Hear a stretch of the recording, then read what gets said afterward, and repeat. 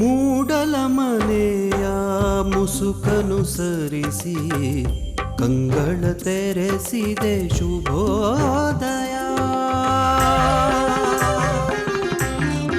ಮೂಡಲ ಮನೆಯ ಮುಸುಕನು ಸರಿಸಿ ಕಂಗಳ ತೆರೆಸಿದೆ ಶುಭೋದಯ.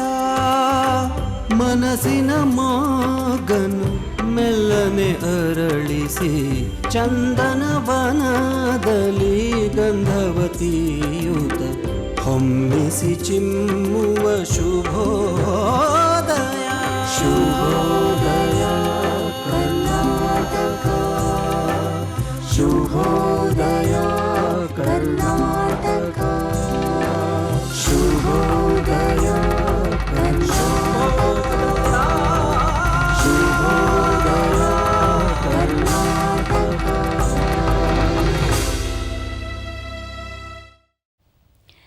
ಇನ್ನು ವೀಕ್ಷಕರೇ, ಇವತ್ತಿನ ನಮ್ಮ ಸಂಚಿಕೆ ತುಂಬಾ ವಿಶೇಷವಾಗಿರುತ್ತೆ, ವಿಭಿನ್ನವಾಗಿರುತ್ತೆ. ಯಾಕಂತಂದರೆ ಅಂಥ ಒಂದು ಸ್ಪೆಷಲ್ ಗೆಸ್ಟ್ ಇವತ್ತು ನಮ್ಮ ಕಾರ್ಯಕ್ರಮಕ್ಕೆ ಅತಿಥಿಯಾಗಿ ಆಗಮಿಸಿದ್ದಾರೆ. ಇವರು ನಮ್ಮ ಕನ್ನಡದ ಪ್ರಖ್ಯಾತ ನಿರೂಪಕರಾಗಿ ಇವತ್ತು ಈ ಜಾಗದಲ್ಲಿ ಇರಬೇಕಾಗಿರೋರು ಸಾಧಕರ ಸೀಟಿನಲ್ಲಿ ಬಂದು ಕೂತಿದ್ದಾರೆ ಅಂದರೆ ಖಂಡಿತವಾಗ್ಲೂ ಇವರ ಸಾಧನೆ ಶ್ಲಾಘನೀಯ ಅಂತಾನೆ ಹೇಳಬೇಕು. ಇನ್ನೊಂದು ನಿರೂಪಣೆ ಅನ್ನೋ ಒಂದು ಚೌಕಟ್ಟಿನಲ್ಲಿ ಇರದೆ ಕಲೆಯ ನಾನಾ ವಿಭಾಗಗಳಲ್ಲಿ ಇವರನ್ನ ತೊಡಗಿಸಿಕೊಂಡಿದ್ದಾರೆ. ಸಂಗೀತ ನಿರ್ದೇಶಕರಾಗಿ, ಬರಹಗಾರರಾಗಿ, ಅಲ್ಲೊಮ್ಮೆ ಇಲ್ಲೊಮ್ಮೆ ಹಾಡುಗಾರರಾಗಿ ಕೂಡ. ಅಷ್ಟೇ ಅಲ್ಲದೆ ಇವರ ಬಗ್ಗೆ ಮತ್ತೊಂದು ವಿಚಾರ ನಾನು ಇಂಟ್ರೊಡಕ್ಷನ್ನಲ್ಲಿ ಹೇಳಲೇಬೇಕು. ಯಾಕಂತಂದರೆ ಒಬ್ಬ ನಿರೂಪಣಾ ಚೌಕಟ್ಟಿರುತ್ತೆ ಅಂತ ನಾನು ಆಗಲೇ ಹೇಳಿದೆ. ಅಲ್ಲಿಂದ ಹೊರಗಡೆ ಬಂದು ಸಂಗೀತ ಕ್ಷೇತ್ರ ಓಕೆ, ಆದರೆ ಒಂದು ಚಲನಚಿತ್ರವನ್ನು ನಿರ್ಮಾಣ ಮಾಡ್ತಾರೆ ಒಬ್ಬ ಫ್ರೀಲಾನ್ಸರ್ ಆ್ಯಂಕರ್ ಆಗಿ. ಆ ನಿರ್ಮಾಣ ಮಾಡಿದಂಥ ಮೊದಲನೇ ಚಿತ್ರನೇ ರಾಷ್ಟ್ರ ಪ್ರಶಸ್ತಿಗೆ ಭಾಜನ ಆಗತ್ತೆ. ಹೇಳ್ತಾ ಹೋದರೆ ಇವರ ಸಾಧನೆ ಬಗ್ಗೆ ಬಹಳಷ್ಟು ತಿಳ್ಕೊಳ್ಳೋದಿದೆ. ನನಗೆ ಇವರ ಪರಿಚಯ ಇದ್ರೂ ಕೂಡ ಇನ್ನೂ ಹೊಸ ಹೊಸ ವಿಚಾರಗಳು ಇವ್ರ ಜೊತೆ ಮಾತಾಡ್ತಾ ತಿಳ್ಕೊಳ್ಬೇಕು ಅನ್ನೋ ಕುತೂಹಲ ನನಗೂ ಇದೆ. ಈ ಒಂದು ಸಂಚಿಕೆಯನ್ನ ಅದಕ್ಕೆ ಒಂದು ಅವಕಾಶ ಅಂತ ಕೂಡ ನಾನು ಪರಿಗಣಿಸಿ ಬನ್ನಿ ಹಾಗಾದ್ರೆ ಕಾರ್ಯಕ್ರಮಕ್ಕೆ ಬರಮಾಡ್ಕೊಳ್ಳೋಣ ನಮ್ಮೆಲ್ಲರ ಪ್ರೀತಿಯ ಕಲಾ ದೇಗುಲ ಶ್ರೀನಿವಾಸ್ ಅವರು. ಸರ್ ನಮಸ್ಕಾರ. ನಮಸ್ಕಾರ ಲಕ್ಷ್ಮಿ. S, welcome. ಖುಷಿ ಆಗ್ತಾ ಇದೆ, ನೀವೆಲ್ಲರಿಗೂ ವೆಲ್ಕಮ್ ಮಾಡ್ತಾ ಇದ್ರಿ. ಇವತ್ತು ಸಾಧಕರಾಗಿ ಕೂತಿದ್ದೀರಿ ಅಂಡ್ ಡೆಫಿನೆಟ್ಲಿ ಒಂದು ಹೆಡ್ಸ್ ಅಪ್ ನಿಮ್ಗೆ ಅಂತಾನೆ ಹೇಳಬೇಕು. ಸೊ ಕಾರ್ಯಕ್ರಮ ಆರಂಭ ಮಾಡೋಣ. ಅದಕ್ಕೂ ಮುಂಚೆ ನಮ್ಮ ವೀಕ್ಷಕರಿಗೆ ಒಂದು ಸುಭಾಷಿತ ನೋಡಿ ಬರೋಣ. ವೀಕ್ಷಕರೇ, ಇದೀಗ ನಿಮ್ಮೆಲ್ಲರಿಗಾಗಿ ಇವತ್ತಿನ ಒಂದೊಳ್ಳೆ ಮಾತು, ಬನ್ನಿ ನೋಡೋಣ. ವೀಕ್ಷಕರೇ, ಇವತ್ತಿನ ಒಂದೊಳ್ಳೆ ಮಾತು ಚಾಣಕ್ಯ ನೀತಿಯಿಂದ ಆಯ್ಕೆ ಮಾಡಿದಂತಹ ಒಂದು ಅದ್ಭುತವಾದಂಥ ತುಂಬಾನೇ ಅರ್ಥಗರ್ಭಿತವಾದಂಥ ಶ್ಲೋಕ. ಯಸ್ಯ ನಾಸ್ತಿ ಸ್ವಯಂ ಪ್ರಜ್ಞಾ ಶಾಸ್ತ್ರಂ ತಸ್ಯ ಕರೋತಿ ಕಿಂ, ಲೋಚನಾಭ್ಯಾಂ ವಿಹೀನಸ್ಯ ದರ್ಪಣಂ ಕಿಂ ಕರಿಷ್ಯತಿ. ಎಷ್ಟು ಚೆನ್ನಾಗಿದೆ ನೋಡಿ. ಎಷ್ಟೇ ಗ್ರಾಜ್ಯುಯೇಟ್ ಆಗಲಿ, ಡಬಲ್ ಗ್ರಾಜ್ಯುಯೇಟ್ ಆಗಲಿ, ಏನೆಲ್ಲ ಓದಿರಲಿ, ಸ್ವಂತ ಬುದ್ಧಿ ಇಲ್ದಲೇ ಇದ್ದರೆ ಏನು ಪ್ರಯೋಜನ? ಒಂದು ರೀತಿ ಕಣ್ಣು ಇಲ್ಲದವರಿಗೆ ಕನ್ನಡಿ ಇದ್ದಂತೆ ಅದು. ಹಾಗಾಗಿ ಹೇಳ್ತೀವಿ. ಅದರಲ್ಲೂ ನಾವಿವತ್ತು ನಿರೂಪಣೆ ಬಗ್ಗೆ ಮಾತಾಡ್ತಾ ಇದ್ದೀವಿ, ಖ್ಯಾತ ನಿರೂಪಕರ ಜೊತೆ ಮಾತಾಡ್ತಾ ಇದ್ದೀವಿ. ಈ ಪ್ರೊಫೆಷನಲ್ಲಿ ಕೂಡ ಅದು ತುಂಬಾನೇ ಇಂಪಾರ್ಟೆಂಟ್. ಎಷ್ಟೇ ಓದಿರಲಿ, ಏನೇ ಆಗಿರಲಿ, ಕಾಮನ್ ಸೆನ್ಸ್ ಅನ್ನೋಂಥದ್ದು ಇರಬೇಕು, ಸ್ವಂತ ಬುದ್ಧಿ ಅನ್ನೋಂಥದ್ದು ಇರಬೇಕು, ಸ್ವಯಂ ಪ್ರಜ್ಞೆ ಅನ್ನೋಂಥದ್ದು ಇರಬೇಕು. ಪ್ರತಿದಿನ ಪ್ರತಿಕ್ಷಣ ಏನೇ ಕೆಲಸ ಮಾಡ್ತಾ ಇರಲಿ, ಅಲ್ಲಿ ನಿಮ್ಮದೊಂದು ಸ್ವಯಂ ಆಲೋಚನೆಯನ್ನು ಮಾಡಿ ನಂತರ ಕೆಲಸವನ್ನು ಮಾಡೋದು ಮನುಷ್ಯರಾದ ನಮಗೆ ತುಂಬಾನೇ ಮುಖ್ಯವಾದಂಥ ಭಾಗ ಅಂತ ಹೇಳ್ತಾ ಶ್ರೀನಿವಾಸ್ ಸರ್ ಜೊತೆ ಮಾತುಕತೆಯನ್ನು ಆರಂಭ ಮಾಡೋಣ. Yes, first of all congratulations. ನಿರೂಪಣಾ ವೃತ್ತಿನಲ್ಲಿ 25 years ಸಿಲ್ವರ್ ಜೂಬ್ಲಿ. ಆ ಒಂದು ಸ್ಪೆಷಲ್ ನಮಗೆ ಗೊತ್ತಿತ್ತು, ನೀವು ನನಗೆ ಹೇಳಲಿಲ್ಲ ಅಂದ್ರೂ ನನಗೆ ಗೊತ್ತಾಯಿತು. ಸೊ ಇವತ್ತು as a guest you are here. ನಿಮ್ಮ ಜರ್ನಿ ಮಾತಾಡೋಕ್ಕಿಂತ ಮುಂಚೆ ನಿಮ್ಮ ಭಾವನೆಗಳು ಈ ಕ್ಷಣ ಹೇಗಿದೆ? ಇಲ್ಲ, ಭಾಳ ಹೆಮ್ಮೆ ಅನಿಸುತ್ತೆ, ಖುಷಿ ಅನಿಸುತ್ತೆ. ಎಷ್ಟು ಜನಕ್ಕೆ ಈ ಅವಕಾಶ ಸಿಗತ್ತೆ ಗೊತ್ತಿಲ್ಲ, ಆದರೆ ನಿಜವಾಗ್ಲೂ ನನಗೆ ಸಿಕ್ಕಿದೆ. ನಾನು ಹಾಗಾಗಿ ದೂರದರ್ಶನ ಚಂದನ ವಾಹಿನಿಗೆ ನಾನು ವಿಶೇಷವಾದ ಕೃತಜ್ಞತೆ, ನಮಸ್ಕಾರ ತಿಳಿಸ್ತೀನಿ. ಆ್ಯಂಡ್ ನನ್ನ ನೆಚ್ಚಿನ ವೀಕ್ಷಕರು ಇವತ್ತೇನು ಎಪಿಸೋಡ್ ನೋಡ್ತಾ ಇದ್ದೀರಾ, ನಾನು ಯಾವಾಗಲೂ ಸ್ವಾಗತ, ನಿಮಗೆ ನಮಸ್ಕಾರ ಈ ಥರ ಹೇಳಿ ಶುರು ಮಾಡೋನು. ಇವತ್ತು ನಾನು ಅತಿಥಿಯಾಗಿ ಕೂತ್ಕೊಂಡು ನಿಮಗೆ ನಮಸ್ಕಾರ ಹೇಳುವಂಥ ಅವಕಾಶ ಸಿಕ್ಕಿದೆ. ನಾನು ಅದಕ್ಕೆ ಮೊದಲಿಗೆ ದೂರದರ್ಶನದ ಜರ್ನಿ ಏನಿತ್ತಲ್ಲ ಅದನ್ನು ಜ್ಞಾಪಿಸ್ಕೊಳ್ಳೋದಕ್ಕೆ ಇಷ್ಟಪಡ್ತೀನಿ. ಒಂದು, ನಾನು ಇದೇ ಟೇಬಲ್ನಲ್ಲಿ ಕೂತ್ಕೊಂಡು ನಾನು ಡಾಕ್ಟರ್ಸ್ ಲೈಫ್ ಶುರು ಮಾಡಿದ್ದು ರಘುಪತಿ ಹೆಗಡೆ ಅವರು ಪ್ರೋಗ್ರಾಮ್ ಪ್ರೊಡ್ಯೂಸರ್. ಸೊ ನಾನು ಅವ್ರಿಗೊಂದು ಥ್ಯಾಂಕ್ಸ್ ಹೇಳ್ತೀನಿ. ಆಮೇಲೆ ಉಷಾ ಖೇಣಿ ಮ್ಯಾಮ್ಗೆ ಆ್ಯಂಡ್ ರಘು ಸರ್ಗೆ ಆ್ಯಂಡ್ ಆಬ್ವಿಯಸ್ಲಿ ಈಗ ಪ್ರೆಸೆಂಟ್ಲಿ ಅಂತ ಹೇಳಿದ್ರೆ ನಾನು ಆರ್ತಿ ಮ್ಯಾಮ್ನ ಮರೆಯೋ ಹಾಗೆ ಇಲ್ಲ. ಆ್ಯಂಡ್ ಸ್ಪೆಷಲಿ ಚಂದನ ಅಂತ ಹೇಳಿದಾಗ ಚಂದ್ರಕಲಾ ಮ್ಯಾಮು ಅವ್ರ ಜೊತೆಗೆ ನಾನು ತುಂಬ ಎಪಿಸೋಡ್ಸ್ನ ಮಾಡಿದೆ. ಆ್ಯಂಡ್ ಎಲ್ಲದಕ್ಕಿಂತ ಹೆಚ್ಚಾಗಿ ಇವತ್ತು ನಾವು ಶುಭೋದಯ ಕರ್ನಾಟಕ ಟೈಟಲ್ ಏನು ನೋಡ್ತಾ ಇದೀವಲ್ಲ, ನನಗೆ ಆ ಸಾಂಗ್ ಕೇಳ್ತಾ ಇದ್ರೆ ನನಗೆ ಒಳಗಡೆ ಒಂಥರ ತಳಮಳ ಶುರುವಾಗ್ತಾ ಇತ್ತು. ಯಾಕೆ ಅಂತ ಹೇಳಿದ್ರೆ ಈ ಟೈಟಲ್ ಇಟ್ಕೊಂಡು ಫಸ್ಟ್ ಎಪಿಸೋಡ್ ಸ್ಟಾರ್ಟ್ ಮಾಡಿದಾಗ ಸೀಸನ್ 1 2 ಅವರ್ ಲೈವ್ ಇದ್ದಿದ್ದು. ಸೊ ಬೆಳಗ್ಗೆ 7ರಿಂದ 9 ಗಂಟೆವರೆಗೂ. ಸೊ ನನ್ನ ಆ ವಿಚಾರಕ್ಕೆ ನಾನು ಶ್ರೀಮತಿ ನಿರ್ಮಲಾ ಎಲಿಗಾರ್ ಅವ್ರನ್ನ ಜ್ಞಾಪಿಸ್ಕೊಳ್ಬೇಕು. ಆ್ಯಂಡ್ ಆ ಆಸ್ಟ್ರಾಲಜಿ ಹೆಂಗೆ ಅನ್ನಿಸ್ತಾ ಇದೆ ಗೊತ್ತಾ ನನಗೆ, ಬೆಳಗ್ಗೆನೆ ಬರೋದು ಅಷ್ಟು ದೊಡ್ಡ ದೊಡ್ಡ ಗೆಸ್ಟ್ಗಳ ಜೊತೆ ಎಲ್ಲ. ಸೊ ಹಾಗಾಗಿ ನನ್ನ ಜೀವನದ ಒಂದು ವೆರಿ ಮೆಮೊರಬಲ್ ಡೇ ಇವತ್ತು. ಹಾಗಾಗಿ ನಾನು ಇಡೀ ಚಂದನ ವಾಹಿನಿಯ ಎಲ್ಲ ಬೇರೆ ಬೇರೆ ಪ್ರೋಗ್ರಾಮ್ ಪ್ರೊಡ್ಯೂಸರ್ಸ್ ಇರ್ಬೋದು, ಒಟ್ಟಾರೆ ಟೀಮು, ಟೆಕ್ನಿಕಲ್ ಟೀಮು ನಮ್ಮನ್ನು ಚಂದ ಮಾಡಿ ತೋರಿಸೋದಿದೆಯಲ್ಲ, ಸೊ ನಾನು ಅವರೆಲ್ಲರಿಗೂ ವಿಶೇಷವಾದ ಕೃತಜ್ಞತೆ, ಧನ್ಯವಾದ ಹೇಳ್ತೀನಿ. And this is a beautiful opportunity for me. ಅಂದರೆ ಇನ್ನೇನಂದರೆ ನಿರೂಪಣೆ ಅಂತ ಅಂದ್ರೇ ಹಾಗೇನೆ, ಅಂದರೆ ಈಚ್ ಆ್ಯಂಡ್ ಎವ್ರಿ ಎಪಿಸೋಡು ಅಥವಾ ಪ್ರತಿಯೊಂದು ಶೂಟ್ಸ್ ನಾವೇನು ಮಾಡ್ತೀವಿ ಎಲ್ಲನೂ ಕೂಡ ಇಟ್ಸ್ ಅ ಸ್ಪೆಷಲ್. ಅಂದರೆ ಅದಕ್ಕೆ ಕಾರಣಕರ್ತರಾಗಿರೋಂಥವ್ರು ನೀವು ಎಷ್ಟೊಂದು ಜನ ನೆನೆಸ್ಕೊಂಡ್ರಿ, ತುಂಬ ಖುಷಿ ಆಗುತ್ತೆ. ಆ್ಯಂಡ್ ಇವಾಗ ಕಲಾದೇಗುಲ ಶ್ರೀನಿವಾಸ್ ಅವರು ನಮ್ಮೆಲ್ಲರಿಗೂ ಪರಿಚಯವಿಲ್ಲದಂಥ ಕಲಾದೇಗುಲ ಹೆಸರು ಜಾಯಿನ್ ಆಗೋಕ್ಕಿಂತ ಮುಂಚೆ ಇದ್ರಲ್ಲ ಶ್ರೀನಿವಾಸ್, ಅವ್ರನ್ನ ಪರಿಚಯ ಮಾಡಿಕೊಡಿ. ನಿಮ್ಮ ಊರು ಯಾವುದು, ನಿಮ್ಮ ಬಾಲ್ಯ ಹೇಗಿತ್ತು, ನಿಮ್ಮ ಒಂದು ಸ್ಟಡೀಸ್ ಎಜುಕೇಷನಲ್ ದಿನಗಳು, ಸೊ ಒಂಚೂರು ಪರಿಚಯ ಮಾಡಿಕೊಡಿ. ನಾನು ಬೇಸಿಕಲಿ ಬೆಂಗಳೂರಿನವನೇ, ಅಂದರೆ ಹುಟ್ಟಿ ಬೆಳೆದಿದ್ದು. ಬಟ್ ನನ್ನ ಅಪ್ಪ ಅಮ್ಮ ಬಂದು ಅವ್ರ ಹಳ್ಳಿಯವರು, ಮಾಗಡಿ ಸೈಡ್ನವರು. ಸೊ ಏನಂತ ಹೇಳಿದ್ರೆ ನನ್ನ ಅಪ್ಪ ಅಮ್ಮ ಎರಡೂ ಫ್ಯಾಮಿಲಿ ಕಡೆಯಿಂದ ಬೆಂಗಳೂರಿಗೆ ಬಂದಂಥ ಮೊದಲ ಫ್ಯಾಮಿಲಿಗಳು. ನನ್ನ ಅಪ್ಪ ತುಂಬ ಕಷ್ಟಪಟ್ಟಿದ್ದಾರೆ, PN ವೆಂಕಟಯ್ಯ ಅಂತ. ಸೊ ಅವರು ಈಸ್ ಅ ಸಿವಿಲ್ ಇಂಜಿನಿಯರ್, BWSSBನಲ್ಲಿ ಇಂಜಿನಿಯರ್ ಆಗಿ ಕೆಲಸ ಮಾಡಿ ನಿವೃತ್ತಿ ಮಾಡಿದವರು. ಆ್ಯಂಡ್ ನನ್ನ ಅಮ್ಮ ನಿಜವಾಗ್ಲೂ ದೇವರು, ಶಿ ಸ್ಯಾಕ್ರಿಫೈಸ್ ಲೈಕ್ ಎನಿಥಿಂಗ್. ನಾವೆಲ್ಲ ಇಷ್ಟು ಚಂದ ಒಂದು ಸಂಸ್ಕಾರದಿಂದ ಬೆಳೆದಿದ್ದೀವಿ ಅಂತ ಹೇಳಿದ್ರೆ ಅದು ಅಪ್ಪ ಅಮ್ಮ ಕೊಟ್ಟಂಥ ಸಂಸ್ಕಾರ. ನಾನಿವತ್ತು ನಿಜವಾಗ್ಲೂ ಅದನ್ನು ತುಂಬ ಹೆಮ್ಮೆಯಿಂದ ಹೇಳ್ಕೊಳ್ತೀನಿ, ಗರ್ವದಿಂದ ಹೇಳ್ಕೊಳ್ತೀನಿ. ಎಲ್ಲೂ ನಾವು ನಮ್ಮನ್ನು ಕೆಟ್ಟ ರೀತಿಯಲ್ಲಿ ಬೆರಳು ಮಾಡಿ ತೋರಿಸದೇ ಇರೋ ರೀತಿಯಲ್ಲಿ ನೀನು ಇರೋದ್ರಲ್ಲಿ ನೀನು ಚೆನ್ನಾಗಿ ಬದುಕಬೇಕು ಅಂತ ಹೇಳಿ ದಾರಿ ತೋರಿಸ್ಕೊಟ್ರಲ್ಲ, ಅದಕ್ಕೆ ನಾನು ಐ ಥಿಂಕ್ ಒಂದು ನಮಸ್ಕಾರನೇ ಹೇಳಬೇಕು ನನ್ನ ಅಪ್ಪ ಅಮ್ಮನಿಗೆ. Thank you so much.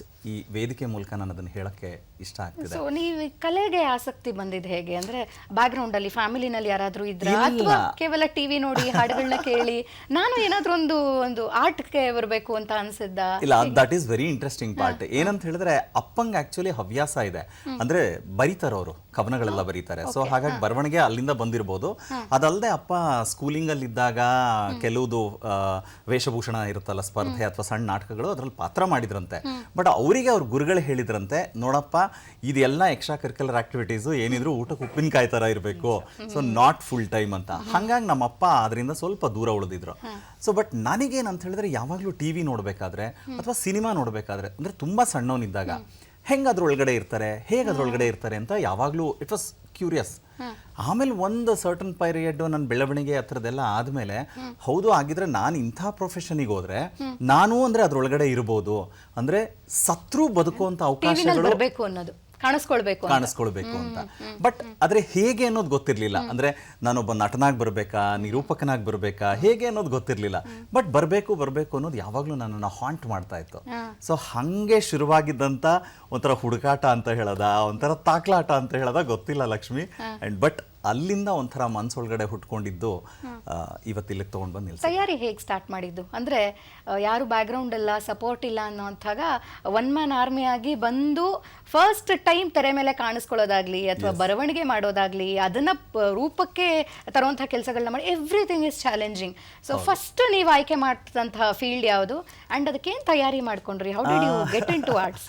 ತಯಾರಿ ಅಂತ ನಿಜವಾಗ್ಲೂ ಏನೂ ಇಲ್ಲ. ನಾನು ಟು ಬಿ ಫ್ರ್ಯಾಂಕ್ ಅದನ್ನು ಹೇಳಲೇಬೇಕು. ತುಂಬ ಜನ ಏನಂತ ಹೇಳಿದ್ರೆ ಇವತ್ತು ಅಕಾಡೆಮಿಗಳಿಗೆ ಹೋಗ್ತಾರೆ, ಕೋರ್ಸಸ್ಗಳು ಮಾಡ್ತಾರೆ, ಆ ಥರದ್ದೆಲ್ಲ ಏನಿಲ್ಲ. ನಿರೂಪಣೆಗೂ ಕೂಡ ತುಂಬಾನೇ ಟ್ರೈನಿಂಗ್ಸ್ ಇದೆ ಇವಾಗ. ಹೌದು, ಬಟ್ ನನಗನ್ಸುತ್ತೆ ನಾವು ಅಲ್ಲಿ ತಗೊಂಡಿದ್ದು ಸಣ್ಣ ಪಾರ್ಟ್ ಇರುತ್ತೆ, ಬಟ್ ನಮಗೆ ವೈಯಕ್ತಿಕವಾದಂಥ ಆಗೋ ಅನುಭವ ಇದೆಯಲ್ಲ ಅದು ಡಿಫ್ರೆಂಟ್. ಬಿಕಾಸ್ ಆನ್ ಸ್ಪಾಟಲ್ಲಿ ಸ್ಪಾಂಟನಿಟಿ ತುಂಬ ಬದಲಾಗುತ್ತೆ. ಸೊ ಹಾಗಾಗಿ ನನಗೇನಂತ ಹೇಳಿದ್ರೆ, ಸೊ ನಾನು ಅವಾಗ ಯೋಚನೆ ಮಾಡಿದ್ದು, ನನಗೆ ಹಾಡುವಂಥ ಆಸಕ್ತಿ ಇತ್ತು. ಸೊ ನಾನು ಅದನ್ನು ಸ್ಕೂಲ್ನಲ್ಲಿ ಕಾಲೇಜ್ನಲ್ಲಿ ಇದ್ಬೇಕಾದ್ರೆ ಹಾಡ್ತಾ ಇದ್ದೆ. ಬಟ್ ಏನಂದರೆ ತುಂಬ ಸ್ಟೇಜ್ ಫಿಯರ್ ನನಗೆ. ನಾನು ಏನಾದರೂ ಹಾಡಕ್ಕೆ ಹೋದಾಗ ಯಾವುದೋ ಒಂದು ಪರ್ಟಿಕ್ಯುಲರ್ ಪಾಯಿಂಟ್ ನೋಡ್ಬಿಟ್ಟು ಅಲ್ಲೇ ನೋಡ್ಬಿಟ್ಟು ಹಾಡ್ಬಿಟ್ಟು ವಾಪಸ್ ಬಂದ್ಬಿಡ್ತಾ ಇದ್ದೆ. ಸೊ ಅಂದರೆ ನನ್ನ ಒಂದು ಬದುಕಿನ ಬದಲಾವಣೆಯ ಭಾಗ ಅಂತ ಹೇಳಿದ್ರೆ ಹಾಡಕ್ಕೆ ಶುರು ಮಾಡಿದ್ದೇನೆ. ಸೊ ಅದರಲ್ಲೂ ಮತ್ತು ಅದಾದಮೇಲೆ ನನಗೆ GV ಅತ್ರಿ ಅಂತ ಮಹಾನ್ ಗುರುಗಳು, ನಾನು ಇವತ್ತು ಮರೆಯೋ ಹಾಗೆ ಇಲ್ಲ GV ಅತ್ರಿಯವ್ರನ್ನ. ಯಾಕಂದರೆ ಅವರು ಹಾಕ್ಕೊಟ್ಟಂಥ ಅಡಿಪಾಯ ಇವತ್ತು ಎಲ್ಲದಕ್ಕೂ ಕೂಡ ನಾನು ಇವತ್ತು ಬೆಳೆದು ನಿಲ್ಲೋದಕ್ಕೆ ಕಾರಣ. ಅದಕ್ಕೆ ಮುಂಚೆ ಅಂತ ಹೇಳಿದ್ರೆ ನನ್ನ ಅಣ್ಣ ಬೇಸಿಕಲಿ ಫಾರ್ಮಸಿಸ್ಟು. ಅವ್ನು ತುಂಬ ಚೆನ್ನಾಗಿ ಬರೀತಾನೆ. ಸೊ ಅವ್ನಿಗೆ ಏನಂತ ಹೇಳಿದ್ರೆ ತಮ್ಮನ ಬಗ್ಗೆ ತುಂಬ ಕನ್ಸರ್ನು. ಅಂದರೆ ನನ್ನ ತಮ್ಮಂಗೆ ಈ ಥರ ಆಸಕ್ತಿ ಇದೆ, ಯಾರಾದರೂ ಅಂದರೆ ಸಜೆಸ್ಟ್ ಮಾಡಿ ಅಂತ ಮೆಡಿಕಲ್ ಸ್ಟೋರ್ಗೆ ಆ ಫೀಲ್ಡ್ ರಿಲೇಟೆಡ್ ಇರೋರು ಬಂದರೆ ಹೇಳ್ತಾ ಇದ್ದ. ಹಾಗಾಗಿದ್ದು ಇದೆ ನನ್ನ ಅಣ್ಣ. ಸೊ ಹಾಗಾಗಿದ್ದು ಅಂತಂದರೆ ಹಿರಿಯೂರು ರಾಘವೇಂದ್ರ ಅವರು ಅಂತ ಹೇಳಿ ತುಂಬ ದೊಡ್ಡ ನಿರ್ದೇಶಕರು, ತುಂಬ ಒಳ್ಳೆ ಬರಹಗಾರರು ಕೂಡ. ಸೊ ಅವರು ನಮ್ಮ ಮೆಡಿಕಲ್ ಸ್ಟೋರಿಗೆ ಬರ್ತಾ ಇದ್ರು. ಅವ್ರ ಮುಖಾಂತರ ನನಗೊಂದು ಅವಕಾಶ, ಅದು ಏನು ಗೊತ್ತಾ, ನನ್ನ ಜರ್ನಿ ಸ್ಟಾರ್ಟ್ ಆಗಿದ್ದು ಇದೇ ದೂರದರ್ಶನಿಂದ. ಸೊ ನನಗೇ ಗೊತ್ತಿಲ್ಲ ಹೇಗಿರುತ್ತೆ ಅಂತ ಹೇಳಿದ್ರೆ ವರ್ಲ್ಡ್ ಈಸ್ ಸೋ ಸ್ಮಾಲ್ ಅನ್ನೋದಕ್ಕೆ. ನಾನು ಅವಾಗ ಐ ಥಿಂಕ್ ಇಟ್ ಈಸ್ 1999 ಅವರು ಆ ವರ್ಷದ ಶುಭಾಶಯಗಳನ್ನ ಏನೋ ಡಿಫ್ರೆಂಟ್ ಆಗಿ ಪ್ಲಾನ್ ಮಾಡಿದ್ರು.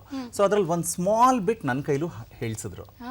ಸೊ ನನಗೆ ಹಾಡಲ್ಲ ಅಂದ್ರೆ ವಿಶಸ್ನ ಅಂದ್ರೆ ಕ್ಯಾಮ್ರಾ ಮುಂದೆ ಬಂದಿದ್ದೆ ನಾನು ಅದು ಫಸ್ಟ್.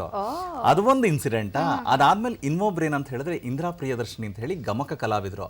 ಸೊ ಅವರು ನನ್ನನ್ನ ನೋಡ್ಬಿಟ್ಟು ನನ್ನ ಫ್ರೆಂಡ್ ಕಡೆಯಿಂದ, ಸೊ ಸೇತು ಮಾಧವ ಅಂತ ಹೇಳಿ ಇಲ್ಲ ಅವ್ರು ಮುಂಚೆ ಆಂಕರ್ ಆಗಿದ್ರು. ಸೊ ಅವ್ರ ಫ್ಯಾಮಿಲಿಗೆ ಅವ್ರು ದೇ ಆರ್ ವೆರಿ ಕ್ಲೋಸ್. ಅವರೊಂದು ಚಂದನಕ್ಕೆ ಅಂದ್ರೆ ಇವಾಗ ದೂರದರ್ಶನ ಅಂತ ಇತ್ತು, ಗಮಕ ಸಿರಿ ಅಂತ ಹೇಳಿ ಕಾರ್ಯಕ್ರಮ ಮಾಡಿದ್ರು. ಅಂದ್ರೆ ಗಮಕಗಳನ್ನ ಪಿಕ್ಚರೈಸ್ ಮಾಡೋದು. ಆ ಪಿಕ್ಚರೈಸ್ ಅಲ್ಲಿ ಯು ವೋಂಟ್ ಇಮ್ಯಾಜಿನ್, ನಾನು ಇವಾಗ ದಪ್ಪ ಆಗಿದ್ದೀನಿ, ತುಂಬಾ ಸಣ್ಣ ಇದ್ದೆ. ಸೊ ನನ್ನನ್ನ ಈಶ್ವರನ್ ಪಾತ್ರಕ್ಕೆ ಆಯ್ಕೆ ಮಾಡಿದ್ರು. ಸೊ ಅದು ಮತ್ತೆ ದೂರದರ್ಶನ ಟೆಲಿಕಾಸ್ಟ್ ಆಗಿದೆ. Not as a host again, ಇಲ್ಲ ಆಸ್ ಅನ್ ಆಕ್ಟರ್ ಅಲ್ಲಿ ಹೋಸ್ಟ್ ಆಗಿ ಫಸ್ಟ್ ಅದು. ಅದಾದ್ಮೇಲೆ ಇಲ್ಲಿ ನಾನು ಅದೇ ಯೋಚನೆ ಮಾಡ್ತಾ ಇದ್ದೆ. ಇವತ್ತು ನನ್ನನ್ನು ಗೆಸ್ಟ್ ಆಗಿ ಕರೆದಿದ್ರಿಂದ ನಾನು ಏನಪ್ಪ ಇದು ಲೈಕ್ ನನ್ನ ಜರ್ನಿ ಸ್ಟಾರ್ಟ್ ಆಗಿದ್ದು ಇಲ್ಲಿಂದನೇ, ಮತ್ತೆ ಇವತ್ತು ನಾನು ಅಲ್ಲಿ ಕೂತ್ಕೊಂಡು ಅದನ್ನೇ ಮೆಮರೀಸ್ ರೀಕಾಲ್ ಮಾಡ್ಕೊಳ್ಳೋದು ಅಂತ. ಅಂದ್ರೆ ಹಂಗೆ ನನಗೆ ತಯಾರಿ ಅಂತ ಅನ್ನೋದಕ್ಕಿಂತ ಸಿಕ್ಕಂತ ಅವಕಾಶಗಳನ್ನ ನಾನು ಹೇಗೆ ಡೆಡಿಕೇಟೆಡ್ ಆಗಿ ನನ್ನ 100% ಬೆಸ್ಟ್ ಅಂತ. ಬಿಕಾಸ್ ನಾನು ಆ್ಯಕ್ಟಿಂಗ್ ಕೂಡ ಏನು ಟ್ರೈನಪ್ ಆದವನಲ್ಲ. ಸೊ ಆ ಥರದ್ದು ಎಲ್ಲ ಎಲಿಮೆಂಟ್ಸ್ ನೋಡಿದಾಗಲೂ ಕೂಡ ನಾನು ಎಲ್ಲೂ ಟ್ರೈನಪ್ ಆದವನಲ್ಲ. ಸೊ ಹಾಗಾಗಿ ನಾನು ಇವತ್ತು ಏನು ನಡ್ಕೊಂಡು ಬಂದಿದ್ದೀನಿ. ಬಟ್ ಏನಂತ ಹೇಳಿದ್ರೆ ತುಂಬ ಶ್ರದ್ಧೆಯಿಂದ ಏನೇ ಕೆಲಸ ಆದರೂ ಮಾಡ್ತೀನಿ. ಆ್ಯಂಡ್ ಹೋಮ್ವರ್ಕ್ ಇರುತ್ತೆ, ತುಂಬ ಹೋಮ್ವರ್ಕು. ಆ್ಯಂಡ್ ಇವಾಗ ಒಂದು ವೇದಿಕೆ ಮೇಲೆ ಆ್ಯಂಕರಿಂಗ್ ಮಾಡೋದಕ್ಕೆ ಅಂತ ಹೋದಾಗ ನಿಮ್ಮಂಥ ಈ ಒಂದು ಮಲ್ಟಿ ಟ್ಯಾಲೆಂಟೆಡ್ಸ್ ಸ್ಟೇಜ್ ಮೇಲೆ ನಿಂತ್ಕೊಂಡ್ಬಿಟ್ರೆ ಅಂತೂ ಅಲ್ಲಿನ ವೀಕ್ಷಕರಿಗೆ ಪ್ರೇಕ್ಷಕರಿಗೆ ಹಬ್ಬಾನೆ. ಅಲ್ಲೊಂದು ಇಲ್ಲೊಂದು ಹಾಡ್ತೀರಿ ನೀವು ವೇದಿಕೆ ಮೇಲೆ ನೋಡಿದ್ದೀನಿ. ಇವತ್ತಿಲ್ಲಿ ಬಂದು ಕುತ್ಕೊಂಡು ಬರೀ ಮಾತಾಡ್ತಾ ಇದ್ರೆ ಹೆಂಗೆ? ನಮ್ಮ ವೀಕ್ಷಕರಿಗೆ ನಿಮ್ಮ ಟ್ಯಾಲೆಂಟ್ಸ್ ಎಲ್ಲ 1 ಗಂಟೆ ಎಷ್ಟು ಸಾಧ್ಯನೋ ಅಷ್ಟು ನಾವು ಹೇಳಬೇಕು ಅಂತ ಕೂತಿದ್ದೀವಿ. ಒಂದು ಲೈನ್ ಯಾವ್ದಾದ್ರು ನಿಮ್ಗೆ ಆಲ್ ಟೈಮ್ ಫೇವ್ರೇಟ್ಸ್ ಅನ್ನೋಂಥದ್ದು ಒಂದು ಲೈನ್? ಆಲ್ ಟೈಮ್ ಫೇವ್ರೇಟ್ ಅಂತ ಹೇಳಿದ್ರೆ ನಾನು ಅಗೇನ್ ನನ್ನ ಗುರುಗಳಿಗೆ ಡೆಡಿಕೇಟ್ ಮಾಡಬೇಕು. ಗುರುಗಳೇ ಹೇಳ್ಕೊಟ್ಟಿದ್ದಂಥದ್ದು. ಸೊ ಲೈಕ್ ನಾವು ಯಾವಾಗಲೂ ಅದನ್ನ ಆರಂಭದಲ್ಲಿ ಹೇಳುವಂತ ಗೀತೆ ಅದಾಗಿತ್ತು. ಕುವೆಂಪು ಅವ್ರು ಬರೆದಂತಹ ಗೀತೆ ಅದು. ನನ್ಗೆ 2 ಲೈನ್, ಯಾಕಂದ್ರೆ ನಾನು ಹಾಡೋದೆಲ್ಲ ಬಿಟ್ಟು ತುಂಬಾ ಟೈಮ್ ಆಗಿದೆ. ನಾವು ಕೇಳ್ತೀವಿ. ಅಂತರತಮನಿ ಗುರು ಹೇ ಆತ್ಮತಮೋಹಾರಿ, ಅಂತರತಮನಿ ಗುರು ಹೇ ಆತ್ಮತಮೋಹಾರಿ, ಜಟಿಲ ಕುಟಿಲತಮ ಅಂತರಂಗ ಬಹು ಭಾವ ವಿಪಿನ ಸಂಚಾರಿ, ಜಟಿಲ ಕುಟಿಲತಮ ಅಂತರಂಗ ಬಹು ಭಾವ ವಿಪಿನ ಸಂಚಾರಿ, ಹೇ ಆತ್ಮತಮೋ ಹಾರಿ, ಅಂತರತಮನಿ ಗುರು ಹೇ ಆತ್ಮ ತಮೋಹಾರಿ. ವಾವ್. ಅಂದರೆ ಎಸ್ಪೆಷಲಿ ನಿರೂಪಣೆ ಮಾಡುವಂಥವ್ರಿಗೆ ಈ ರೀತಿಯಾದಂಥ ಮ್ಯೂಸಿಕ್ ಇಷ್ಟಪಡುವಂಥ ಒಂದು ಇದ್ದಿದ್ರೆ it is so relaxing. So ನಿಮಗೆ ಸ್ಟ್ರೆಸ್ ಎಲ್ಲ ಇದ್ದಾಗ ಮ್ಯೂಸಿಕ್ನ ರಿಲ್ಯಾಕ್ಸೇಷನ್ ಅನ್ನುವಂಥದ್ದು? ಹಾಂ, ಮ್ಯೂಸಿಕ್ಕು ಜೊತೆಗೆ ಬರವಣಿಗೆ ಎಲ್ಲ ಒಟ್ಟೊಟ್ಟಿಗೆನೆ. ಅಂದರೆ ನನಗೆ ಏನು ಗೊತ್ತಾ, ನನ್ನ ಲೈಫಲ್ಲಿ ಇಡೀ ಲೈಫಲ್ಲಿ ಟರ್ನಿಂಗ್ ಪಾಯಿಂಟ್ ಅಂತ ಹೇಳಿದ್ರೆ ಜಿ ವಿ ಅತ್ರಿಯವರು. ಏನಂತ ಹೇಳಿದ್ರೆ ನಾನು ಅಂದರೆ ತುಂಬ ಶೈ ನೇಚರ್ ಅವನಿದ್ದೆ. ನನಗೆ ಇವತ್ತು ಜ್ಞಾಪಿಸ್ಕೊಂಡ್ರೆ ನನ್ನ ನಿರೂಪಣಾ ಕ್ಷೇತ್ರದಲ್ಲಿ ಲಕ್ಷಾಂತರ ಜನ ಇರೋ ವೇದಿಕೆಯಲ್ಲಿ ನಿರೂಪಣೆ ಮಾಡಿದ್ದೀನಿ. ಸೊ ನನಗೆ ಒಂದ್ಸಲ ನನ್ನ ಹಿಂದಿನ ಇದನ್ನ ಜ್ಞಾಪಿಸ್ಕೊಂಡಿದ್ದ ತಕ್ಷಣ ನನ್ನ ಕಾನ್ಫಿಡೆನ್ಸ್ ತುಂಬಿದಂಥ ಗುರುಗಳದು ಜಿ ವಿ ಅತ್ರೆ. ನಾನು ಅವರಲ್ಲಿ ಕಲಿಯೋಕ್ಕೆ ಶುರು ಮಾಡಿದಾಗ್ಲೇ ನನ್ನ ಬದುಕಿನ ಎಲ್ಲ ಬದಲಾವಣೆಗಳಾಗಿದ್ದು. ಜಿ ವಿ ಅತ್ರೆಯವರು ತುಂಬ ಅಂದರೆ ತುಂಬ ಸೂಕ್ಷ್ಮವಾದಂಥ ಮನಸ್ಥಿತಿ ಆ್ಯಂಡ್ ವೆರಿ ಫ್ರೆಂಡ್ಲಿ, ಆ ಥರ ಎಲ್ಲ ಇದ್ದರು. ಒಂದ್ಸಲ ಒಂದು ಇನ್ಸಿಡೆಂಟ್ ಆಯಿತು. ಏನಂತ ಹೇಳಿದ್ರೆ, ನಾನು ಸುಮ್ಮನೆ ಕಲಿತಾ ಇದ್ದವನು ಏನೋ ಟ್ಯೂನ್ ಮಾಡಬೇಕು, ಏನೋ ಒಂದು ಟ್ಯೂನ್ ಮಾಡೋದು ಅಂತ ಮಾಡಿದೆ ನಾನು. ಬಟ್ ಏನಂದರೆ ಸರ್ ಹತ್ರ ಹೋಗಿ, ನಿಮಗೆ ಗೊತ್ತಲ್ವ, ಯಾವುದೇ ನಾವು ಓದೋ ಟೈಮಲ್ಲಾದರೂ ಏನಾದರೂ ಸರಿ ಹೇಳಬೇಕು ಅಂತ ಹೇಳಿದಾಗ ತುಂಬ ಭಯ. ಅಂದರೆ ಅವ್ರು ಏನೇ ಇದ್ರು ಖಡಕ್ಕಾಗಿ ಮಾತಾಡೋರು, ನೇರವಾಗಿ ಹೇಳ್ತಾ ಇದ್ರು. ಸೊ ಹಾಗಾಗಿ ಅಂಥ ಒಂದು ಇನ್ಸಿಡೆಂಟ್ ಟೈಮಲ್ಲಿ ನಾನು ಮೆತ್ತ ಫ್ರೆಂಡ್ಸ್ ಎಲ್ಲ ಜೊತೆಲಿದ್ದವರು, ಇಲ್ಲ ನೀನು ಗುರುಗಳ ಹತ್ರ ಹೇಳಿದ್ರೇ ಗೊತ್ತಾಗೋದು, ಹೋಗಿ ಹೇಳು ಅಂತಂದರು. ನಾನು ತುಂಬ ಭಯ ಪಟ್ಕೊಂಡು ಅಲ್ಲಿ ಹೋದೆ ನಾನು. ಸೊ BR ಲಕ್ಷ್ಮಣ ರಾಯರ ಒಂದು ಪೊಯಮು ನಾನು ಟ್ಯೂನ್ ಮಾಡಿದ್ದು. ನಾನು ಹೋಗಿ ಸಾರ್ ಹೀಗೆ ಅಂತ ಹೇಳಿದೆ. ಹಾಂ ಸರಿ, ಅದೇನು ಮಾಡಿದ್ಯಾ ಹಾಡು ಅಂತ ಅಂದರು. ಫುಲ್ ಹೆದರ್ಕೊಂಡು ನಾನು ಅವ್ರ ಮುಂದೆ ಹಾಡಿದೆ. ಅದು ಲೈಕ್ ಹೇಳ್ತೀನಿ, ಕರ್ನಾಟಕ ಬರಿ ನಾಡಲ್ಲ, ನಮ್ಮ ಸಂಸ್ಕೃತಿಯ ಧಾತು, ಕನ್ನಡ ಕೇವಲ ನುಡಿಯಲ್ಲ, ನಮ್ಮಂತರಂಗದ ಮಾತು, ಕರ್ನಾಟಕ ಬರಿ ನಾಡಲ್ಲ. ಆಯ್ತಾ, ಇದನ್ನ ಹೇಳ, this was my first composition. ಬರ್ದಿದ್ದು ನೀವೇನಾ? ಅಲ್ಲ, BR ಲಕ್ಷ್ಮಣ ರಾಯರು. ರಾಯರು. ಆಯ್ತಾ, ನಾನು ಟ್ಯೂನ್ ಹೇಳಿದೆ. ಆಮೇಲೆ ಅವರು ಸರಿ ಹೋಗು ಅಂತ ಅಂದ್ರು. ಅಷ್ಟೇ. ನನಗೆ ಒಳಗಡೆ ಪುಕ ಅಂತ ಇದೆ. ಸೊ ದೆನ್ ನಾನು ಒಂದು 2 ಹೆಜ್ಜೆ ಮುಂದೆ ಹೋದೆ. ನಿಂತ್ಕೊಳ್ಳೋ ಶ್ರೀನಿವಾಸ ಅಂತ ಅಂದ್ರು. ಹೇಳಿ ಸರ್ ಅಂತಂದೆ. ನೋಡು ಶ್ರೀನಿವಾಸ, ನೀನು ಇವಾಗ ಮಾಡಿದ್ದನ್ನ ನಾನೇನಾದರೂ ಚೆನ್ನಾಗಿಲ್ಲ ಅಂತ ಹೇಳಿದ್ರೆ ನೀನು ಇಲ್ಲಿಗೆ ನಿಂತೋಗ್ಬಿಡ್ತೀಯ. ಅದೇ ನೀನು ಮಾಡಿ ಚೆನ್ನಾಗಿದೆ ಅಂತ ಹೇಳಿದ್ರೆ ನೀನು ತಲೆ ನಿಲ್ಲೋದಿಲ್ಲ. Over confidence. ಯಾ, ಸೊ ಹಾಗಾಗಿ ನೀನು ಇದನ್ನ ಮುಂದುವರಿಸ್ತಾ ಇರೋ, ಮತ್ತೆ ಹಿಂದೆ ತಿರುಗಿ ನೋಡು. ಸೊ ನೀನು ಮಾಡಿರೋದು ಏನು ಅಂತ ಗೊತ್ತಾಗತ್ತೆ ಅಂತ. ಲಿಟ್ರಲಿ ಲಕ್ಷ್ಮಿ, ಇವತ್ತಿನವರೆಗೂ ನಾನು ಅದನ್ನೇ ಫಾಲೋ ಮಾಡ್ತಾ ಇದ್ದೀನಿ. ನನ್ನ ಎಲ್ಲ ಪ್ರೊಫೆಷನಲ್ನು ನಾನು ಏನು ಕೆಲಸ ಮಾಡ್ತೀನಿ ಆ ಕೆಲಸ ಶ್ರದ್ಧೆಯಿಂದ ಮಾಡ್ತೀನಿ, ಮತ್ತು ಅದನ್ನು ಹಿಂತಿರುಗಿ ನೋಡ್ತೀನಿ. ನಾನೇನು ಮಾಡಿದ ಸರಿನಾ ಇಲ್ವಾ ಅಂತ ನಾನು ಕರೆಕ್ಟ್ ಮಾಡ್ಕೊಳ್ಳೋದಕ್ಕೆ ಟ್ರೈ ಮಾಡ್ತಾ ಇರ್ತೀನಿ. ಅದ್ರ ಜೊತೆಗೆ ನಾನು ಬೇರೆಯವ್ರನ್ನೂ ಕೇಳ್ತಾ ಇರ್ತೀನಿ. ನಾನು ಹೇಗೆ ಮಾಡಿದೆ ಅಂತ ಕೇಳೋದಕ್ಕಿಂತ ನಾನು ಏನು ತಪ್ಪು ಮಾಡ್ದೆ ಅಂತ ಕೇಳ್ತಾ ಇದ್ದೆ. ಈ ನಡುವೆ ಈ ಒಂದು 25 ವರ್ಷಗಳ ಆಂಕರಿಂಗ್ ಜರ್ನಿಗೆ ಬರೋದಾದ್ರೆ ಸಾವಿರಾರು ವೇದಿಕೆಗಳು ಕರ್ನಾಟಕದಿಂದ, ಬೆಂಗಳೂರಿಂದ ಆರಂಭ ಆಗಿದ್ದು ಬೇರೆ ಬೇರೆ ದೇಶ, ಬೇರೆ ಬೇರೆ ರಾಜ್ಯಗಳು, ಎಲ್ಲಾ ಕಡೆ ಕನ್ನಡದ ಕಂಪನ್ನ ಹರಿಸುವಂಥದ್ದು. ಈ ನಿರೂಪಣೆ ಅಂದ್ರೆ it is a very big responsibility. So ಇದನ್ನೆಲ್ಲ ಹ್ಯಾಂಡಲ್ ಮಾಡಿರೋವಂಥದ್ದು ಚಿಕ್ಕ ಪುಟ್ಟ ವೇದಿಕೆಗಳಲ್ಲ. ಇಲ್ಲಿಂದ ಶುರುವಾಗಿದ್ದು ನೀವು ಮಾಡಿರುವಂಥ ನಮ್ಮ ಎಕ್ಸ್ ರಾಷ್ಟ್ರಪತಿಗಳು ಇರುವಂತಹ ಕಾರ್ಯಕ್ರಮ ಕೂಡ ಹೋಸ್ಟ್ ಮಾಡಿದ್ದೀರಿ. ಈ ಎಲ್ಲ ವೇದಿಕೆಗಳು ನಿಮ್ಮ ಕಡೆಗೆ ಬರ್ತಾ ಇದೆ ಅಂತ ಇರುವಾಗ ಆ ಟೈಮ್ ಸಿಚುಯೇಷನ್ಸ್ ಹೇಗಿರುತ್ತೆ, ಎಷ್ಟು ಜವಾಬ್ದಾರಿ ಇರುತ್ತೆ, ಯಾವ ರೀತಿ ಪ್ರಿಪ್ರೇಷನ್ ಮಾಡ್ಕೊಂಡಿರ್ತೀರಿ, ಎಷ್ಟು ಹೆಮ್ಮೆ ಅನ್ಸುತ್ತೆ, ಅಂಡ್ ಆ ಒಂದು ಸಿಚುಯೇಷನ್ಸ್ ಬಗ್ಗೆ, ಆ ಒಂದು ಮರೆಯಲಾಗದಂಥ ವೇದಿಕೆಗಳ ನೆನಪು ಶೇರ್ ಮಾಡೋದಾದ್ರೆ? ವೇದಿಕೆಗಳದು ತುಂಬ ಇದೆ. ಅಂದರೆ ಇದು ತುಂಬ ಏನು ಹೂವಿನ ಹಾಸಿಗೆ ಅಲ್ಲ. ನೀವು ಬೀಯಿಂಗ್ ಆನ್ ಆಂಕರ್ ನಿಮಗೂ ಗೊತ್ತಿದೆ. ಅದರಲ್ಲೂ ಯಾವ ಗಾಡ್ ಫಾದರ್ ಇಲ್ಲದೆ ತುಂಬ ಶ್ರಮ ವಹಿಸಿ ಬರೋದು ಅಂತ ಹೇಳಿದ್ರೆ ತುಂಬ ದೊಡ್ಡ ಚಾಲೆಂಜು. ನನಗೆ ನಿರೂಪಣೆಗೆ ಅಂತ ಹೇಳಿದ್ರೆ ಅನಿರೀಕ್ಷಿತವಾಗಿ ಬಂದಿದ್ದು. ಯಾಕಂದ್ರೆ ನಾನು ಹೇಳಿದ್ನಲ್ಲ, ಸ್ಕ್ರೀನ್ ಅಪಿಯರ್ ಆಗಬೇಕು ಅನ್ನೋ ಆಸೆ ಇತ್ತು, ಆ್ಯಕ್ಟಿಂಗು ಅದು ಇದು ಅನ್ನೋ ಥರ.